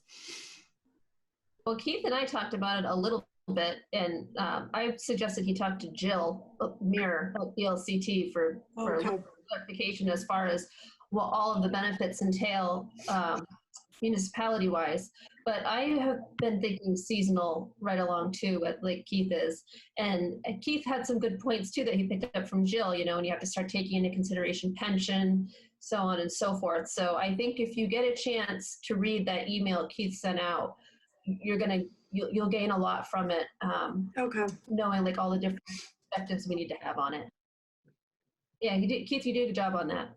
And I sent one more question to Jill, and she actually responded, and the question was quite a ways out there in reaching, but I asked her if we could set up a contractual person saying that, we would pay this person for this many hours for this many months and avoid workman's compensation, kind of like that the way that the teachers' contracts are set up in such a way, they're set up so many days in front of students and this and that, and they're contractual, and then they can't get unemployment. But Not workers' comp. the response, she didn't think there was any way that we could get out of workers' comp in that situation at this point. But she did refer me to the Department of Labor. Kristen? Yes. If I hire somebody, I'm covering them for workers' comp regardless, right? Right. Whether they're working an hour a day or 2 hours a day or once a week. Yes, you're responsible for workers' comp. Yeah. Yeah. But I think maybe unemployment might be more of a concern than. I'm sorry. Did I say workers' comp? I'm sorry. I meant to say unemployment. I'm sorry. Yeah. That's what I was thinking too. But also I think it's really important that, whatever we decide we want to do, our job description is very clear. Yes. So that would be a big concern of mine. I agree. And I'm sorry, I said workman's comp and I meant unemployment. I'm sorry. I kind of thought that was the case. I was thinking one thing and saying another, as it sometimes happens. So, Split personality. so for our budgeting, purpose, we don't really have a good way to put something in here for this. So I was just pushing through some numbers, and for the sake of argument, because we don't know what this really looks like or any of that, I tried to just make it sort of a position. Just here's what your position is. Here's what it is. And plus with the 3% cost of living, things like that, we're still going to have probably about 100,000 left over, probably a little bit more. And I don't know all the exact numbers on all the benefit pieces, but again, we're not sure how this other position is going to fall into those anyway. So still some loose ends, but we're still going to be looking at around probably about $100,000, maybe a little less, maybe a little more, depending on how that all works out. But so I think that's, aside from the position piece, maybe that's going to be about what we need to look at getting work back into this budget. And whether that just goes into special projects and we don't have quite a plan yet, I don't know. this certainly would be the easiest way to handle it. And then we can always pull it out of there if we've got to move it around when we find out other numbers, if we decide that's where we're going. And it doesn't necessarily affect something that we've already got a pretty set plan or schedule for. But it also gives us some money to work around with for, you know, if the engineering stuff comes back and they said, yeah, we can fix this Hill Street piece, or, you know, we've got to do this piece, we've got to do this part of the project before we can move on. It gives us a little bit to work with there. I don't know what other thoughts are, but. So I would like to add one more thing about this possible additional position too. When we're talking about budgeting, it's going to be important to find out exactly what kind of benefits we are going to be able to offer these people when we start talking about the hourly pay and things like that as well. Because if you're going to do seasonal and we're going to reduce the level of benefits we're offering, we'd probably want to offer, you know, increase our hourly to compensate that, to entice them. Yeah, I agree. And so I think there's a lot of details to work out around that, but I just want to have sort of a plan, because I think that's going to take us right up to the wire of putting this together with this position piece. So I just sort of like to have a plan with the leftover money. What would we like to see in there? So we have that discussed. And, you know, if it comes out to be, oh, you only got $100, okay, well, we only have $100, but where would we like to see that money put in this budget that's left over between those to get that balanced out? Because realistically, we could stick that money there, and then we could just reduce that amount by wherever we are adding it, whether we're adding it into taxes, the HRA, health insurance, labor, overtime, like any of that stuff. We can pull it out of that pot, put it back in there to adapt to the position, and then we just know that that's what's left over is what we're working with, and whatever else we had it. Unless we want to break it down more, but we just would have to make sure that we go back into each of those pieces and readjust if we go over what we're anticipating. So if I can add a couple other things too. I did send a couple of scenarios, Wendy. I don't know, I haven't reached out to you since I sent an email with those 3 scenarios about that position. So that's being worked on now, as far as putting some numbers. And I did, Kristen, add up, raise up the hourly wage, what I felt would work with no benefits. So I did think of that. The other piece I wanted to add is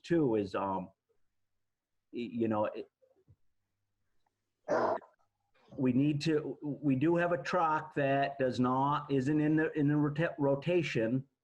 If this is the year that you think you might have a surplus, it's a 2007, it's the oldest, it's the spare truck. We could consider an equipment purchase, and if you say, okay, well, we're going to do an equipment purchase, maybe we should consider that 2007 truck, or some of the other things I've suggested in the past year, if you feel we're having this amount of money extra. So if any of you want a conversation about that, email me or whatever, and we could go through some of those options. Another suggestion would be we could increase the amount that we're setting aside for an equipment purchase for the future to help that capital equipment fund stay good.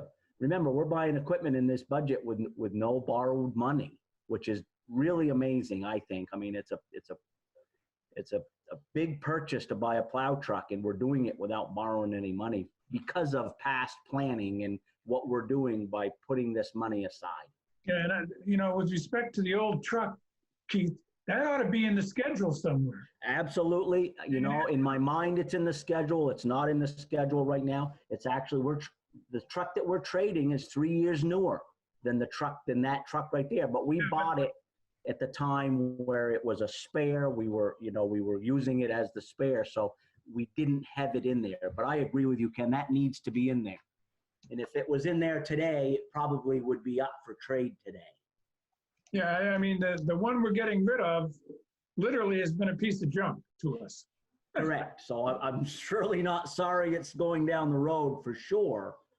But if we did it in chronological order, this 2007 would have been gone first. Okay. Well, again, that's what the capital plan is for. Right. And that's where we got to put it. So those are just some suggestions to think about. So what about if, I mean, I like the idea of putting in the special projects fund to some extent, or at least some of it.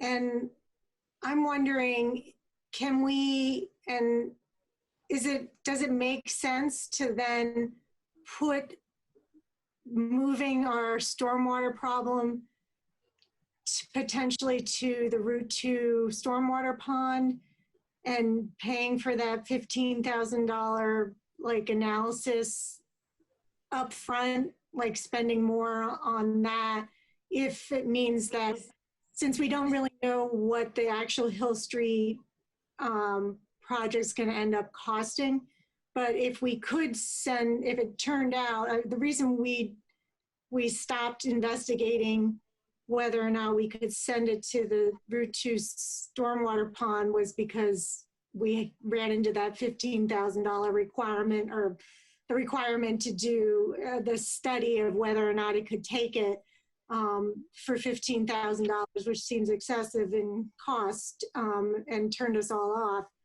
But if in the long run it would potentially be a more cheaper option than what we now need to do after the engineering for Hill Street. I don't know. I'm just throwing that out there. Could that be back on the table? But maybe we wouldn't have to decide right now, because if we put it in the special fund, special projects fund, it could be used either for the actual project on Hill Street, and we could have that conversation about, okay, well, do we want to, now that we have some money, just spend it on this thing? If we can get an a priori like estimate, like if you spend that money, it's likely you can send that water there from somebody.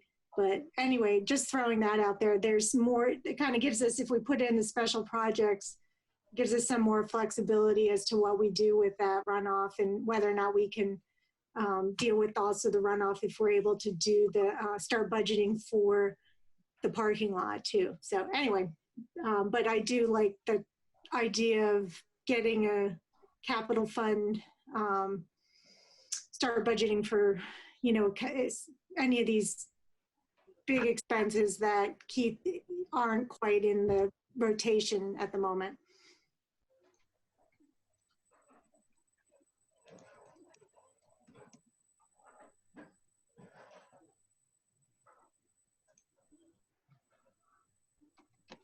So really, we don't know how much money we have,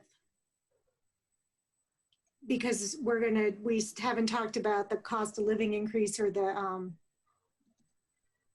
how much we're gonna add, how much that's gonna be, so that we know.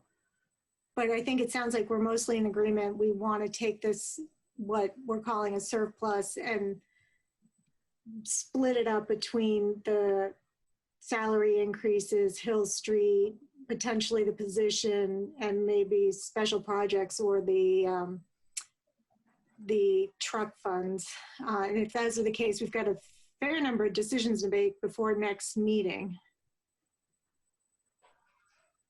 No, if you identify the options, then you just, at the next meeting, you select which ones you want to pick up, that's all.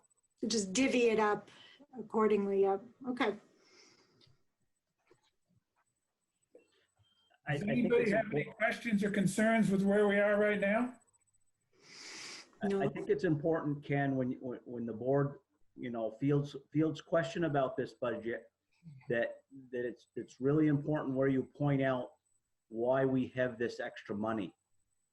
You know, I'm feeling bad because it looks like I didn't get all my work done, but realistically, why this surplus is here is because of the $50,000 extra in the state. You know, our parts and supplies money ended up really good, and we didn't do the, you know, the $45,000 parking lot project that was in there. So I'm feeling kind of bad about this surplus, where, I mean, it's a good, I guess it's a good bad feeling, if you will, but I think as you field questions from the public, it's important that you point out why we have this. Yeah. And I mean, I think a good chunk of that is not hard to explain. I mean, this year was sort of a different year. There were things that we were limited on. you know, even if we look at the 45,000 we didn't spend on the parking lot, we're talking about, okay, well, maybe the parking lot isn't the first step because we put the cart before the horse in this situation. We learned something. Okay, maybe that's how we explain part of that. You know, again, we got money from the state we didn't expect. We're going to have to use it this year, but that changed our budget because we couldn't do things in 2020 as planned. So I think people will be fairly understanding about that, or at least the majority of the people will be. We're certainly going to have folks that aren't, and they're going to say, well, then you should just cut it all out of the budget. But I think the majority of people are going to understand that, you know, we're still doing the same things that we planned on doing. And now there's actually going to be a little bit more we have to figure out how to do this year. So that money isn't really spare. It's just, we got to do it now instead of last year. Yeah, the whole point is you've got extra money because you didn't spend certain money. What are your plans to spend that money, and is it adding value to the town? And if it's not adding value to the town, we ought to give it back to the taxpayers. But if it is addressing issues in town, then we have to be comfortable taking that approach in dealing with the voters. They may not care to hear it. They may say, I just want it all back. But the fact is, essentially, it's kind of almost deferred spending. And you know, the $50,000, what was that? That was a kiss from the state of Vermont using COVID funds. That's all it was. Well, it really wasn't COVID funds. It was grant funds they didn't do because of COVID. Exactly. Okay. Okay. And then the other thing too, Ken, we got to remember, and correct me if I'm incorrect, when we talk about the parking lot, didn't the board tell the voters that you would come to them whenever you spent more money on that parking lot? Yes. Okay, so we have to kind of think about that, you know, by next week, as if we are going to try to do some parking lot work, we've got to ask them in March. And I don't think that we have enough money to fix the drainage that we need before the parking lot goes in and do the parking lot in the same year. I get it, but just remember that little clause that you. Yeah, it's got to be a step consideration, and until we know what it's going to cost to do the parking lot, how do you put an article on the warning? Well, we do have that estimate that he did a couple years ago. Well, yeah. Which is, it's aged, unfortunately. So. Unlike us. Eric, can you go ahead and send copies of this out to everybody? Yep, I will save it. I don't dare to do anything the moment because I'm not quite sure how to do it with you all on here, but I will send it here shortly. Well, so my question is, I am not great with figuring out all of the, you know, tax title registration stuff when it comes to payroll. Can somebody put those numbers together with the 3% increases for me? Yeah, we can do it. We know what FICA and so on is and what the pension is. Yeah. Okay, so if someone can update those numbers for me, I will connect with Tim I don't want you to put this 3% in yet. Okay. Well, okay. We want to know first, how are we being competitive? If everybody else is giving 0, are we going to stand out there and give 3%? That's a question. Yeah. That needs to be answered before we make this decision. Okay. I don't want people to say, nobody else is giving any money out. Why are you giving money out? So, but still, we need to get that information. We need to get that information and have those numbers ready so that if it's a yes, then we have it. Right, and FICA is what, 6.3% plus 1.2%? That's what we're paying, something like that. I mean, it's a fixed number. It's a percentage. Well, I have an accountant. I understand. It's not. And numbers for him. Pension is a certain percentage. But I mean, with this position we're talking about, are they pension eligible? How many hours are they working? Okay. Yeah. That's what we got to have pinned down before we can run the numbers. So I will. So I will ask Troy about the numbers for that 8,500 stipend. Yeah. And I will check with Deb Stressing to see about the beach piece. So I will get those 3 pieces done, and then. And I'm going to take a look at WTI as far as heating and diesel, okay? To see what we expect those numbers will be as opposed to last year.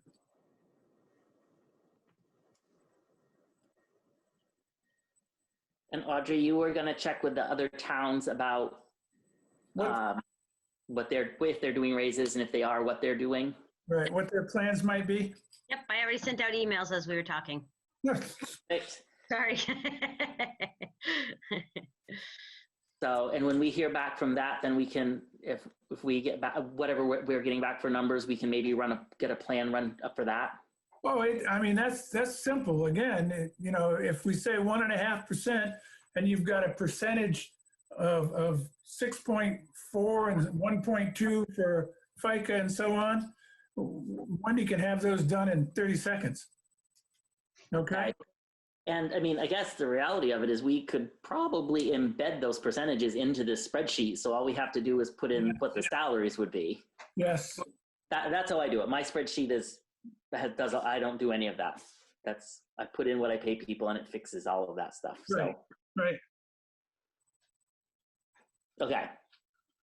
So we'll have numbers on Thursday, so we can make a plan for Thursday too. Yeah. I mean, I think it's pretty realistic. We could potentially wrap this all up on Thursday. So I think we have to wrap it up on Thursday because we don't have meetings beyond that. Okay. Okay. Unless we want to call a special meeting in order to get this ready for Wendy. Well, I think you guys did a fabulous job, guys. And Eric, you did a super job walking us through it. And I really appreciate all the time you put into it and are putting into it. And I think and Wendy and Keith for your help for all of pulling these numbers together every year and helping us understand them and stuff. Really appreciate it all. Yeah, because I can tell you some of these things, I don't understand what the numbers are for. So we just have to sort of go with what was spent, what the trends are in the past. Yeah, and Eric really took the lead on all of this as far as our little committee goes too. You did a great job. Are we all set then? I got a couple questions. Okay. What? Hands up, Wendy, sorry. It's town meeting and ballot related. We got an update from the NEKCUD as to, you know, where they're at right now. Is that any information that we want to include in the town report this year? Wendy, I would say, I don't know about other people, but I've been receiving a lot of phone calls about it. So it'd be great if that information could go out because I don't have a lot to give them. Just okay. Some of the stuff that we have. So it's not a lot. Yeah. Okay. I think some people will just be like, why are we not voting on that and kind of thing. So. Okay. They just had sent, I think it's like 2 or 3 pages of an update for where they're at over this past year and what they're doing going forward. So I can send that to everybody just to get your thoughts on it, and we'll include something in the town report.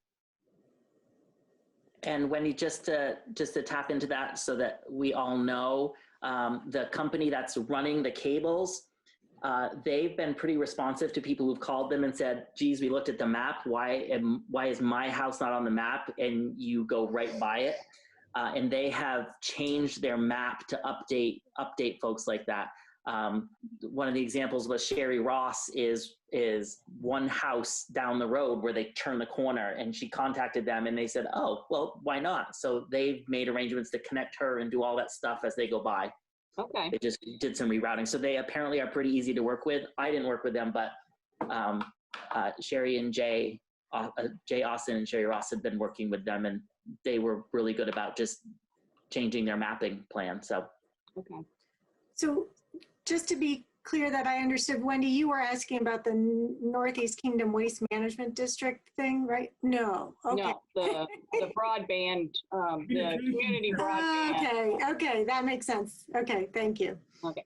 And the other question I had was whether the board wants to send ballots to everyone automatically, or if they want to have us send postcards out to the general public saying that you can request a ballot from us if you want to vote at town meeting.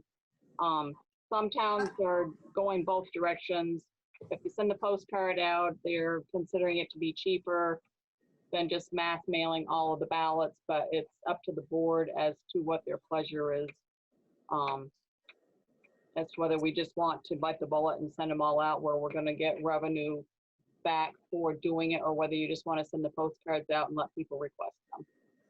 Personally, I would like to, feel strongly that I'd like to just send them out to everyone, not do 2 mailings where you guys have to constantly, when somebody gets their postcard back in or something like that, just to keep it as simple as possible. And given the fact that we're going to get, it sounds like we're getting reimbursed for this, I would really think just, and also hoping that we could minimize the number of people that actually want to show up in person on town meeting day. So that would be my inclination.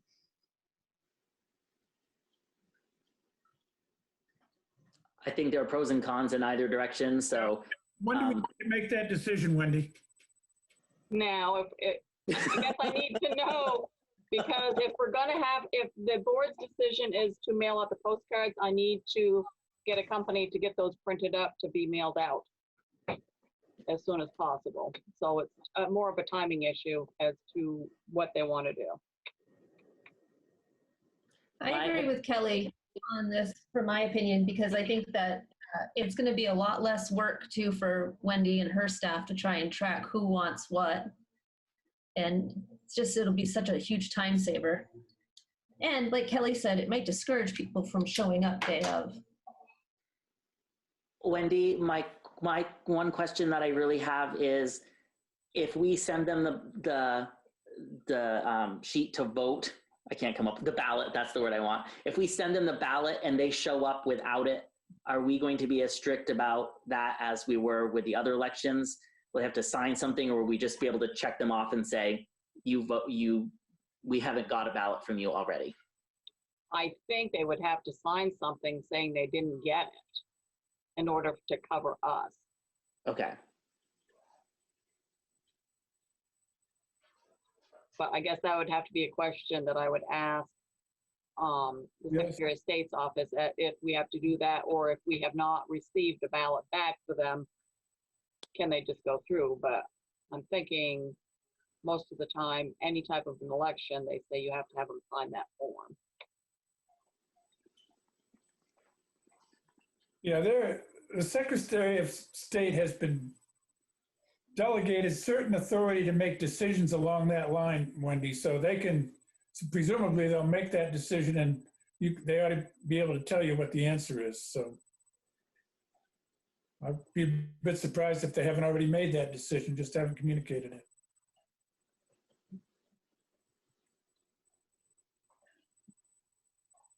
And on election day, Wendy, I will be available to do whatever you need me to do.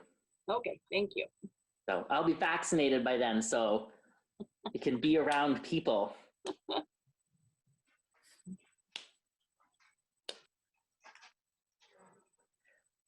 I did just want to mention, I sent an email out to everyone earlier today, just looking for a response. One of the visitors from the last meeting has some additional resources for us that would like to join the meeting on his behalf, and he's just looking for information as to who you would rather hear from, or if you want to hear from them all.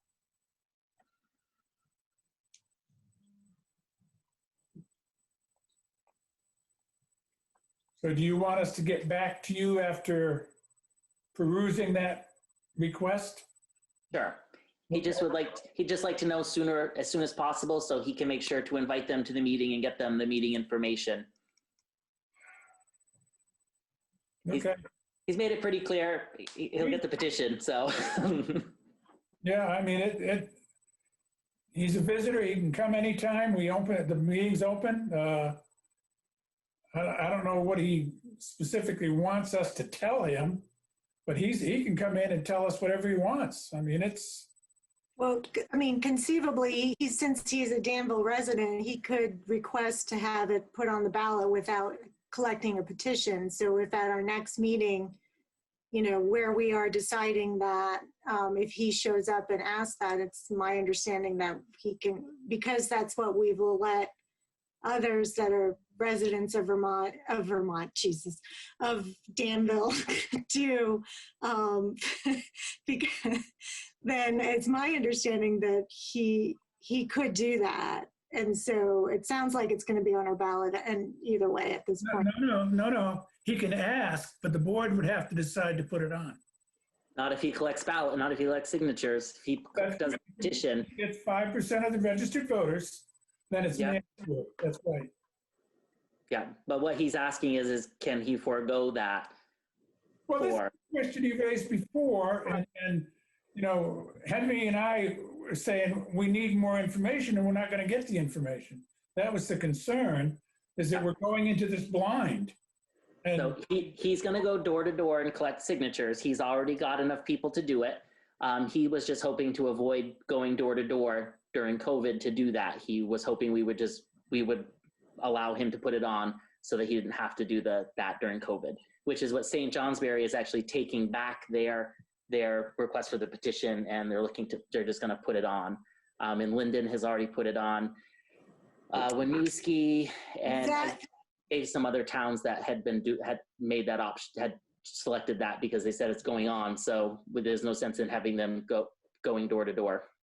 So Eric, just that statement alone, which you've just made, is something that I was concerned about and makes me more comfortable putting it on. I didn't want us in Brattleboro to be the only two towns in Vermont that vote on this, and that potentially they're the only two towns in the state you can buy cannabis in.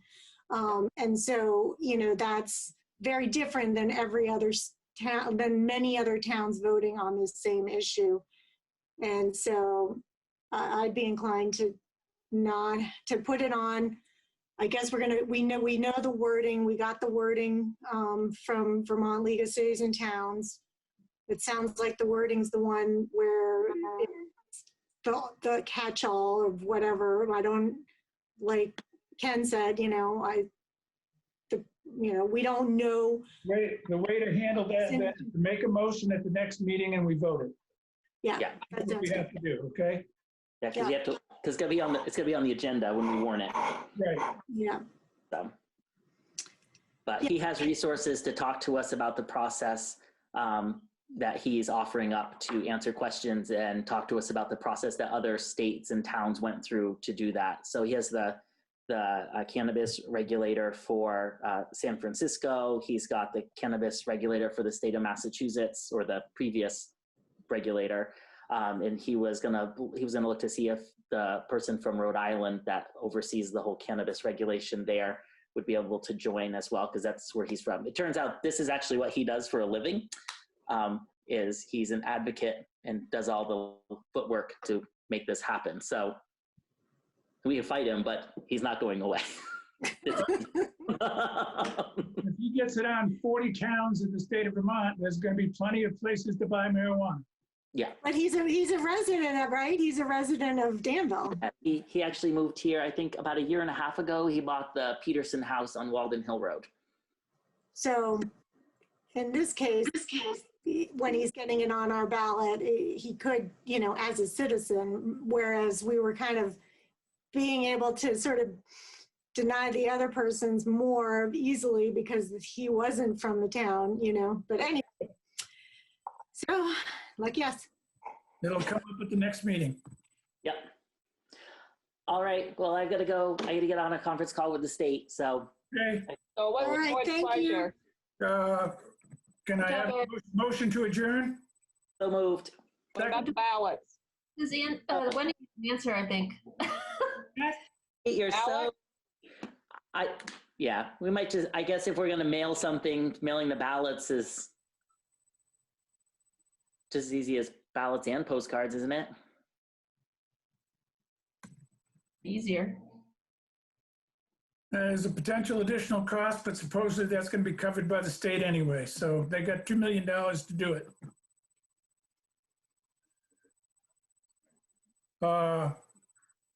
That's something that we can, Wendy, I think you need to know now if you're going to go out with the postcards, right?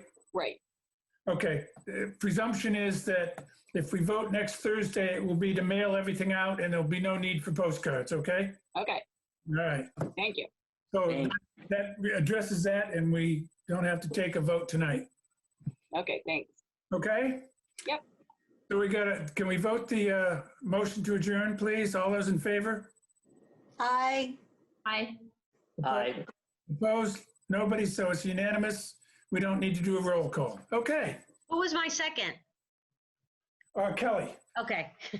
Sorry, missed that. Okay. okay? Yep. We're all set? All set. All set. Thank you. Thank you, everybody. Guys.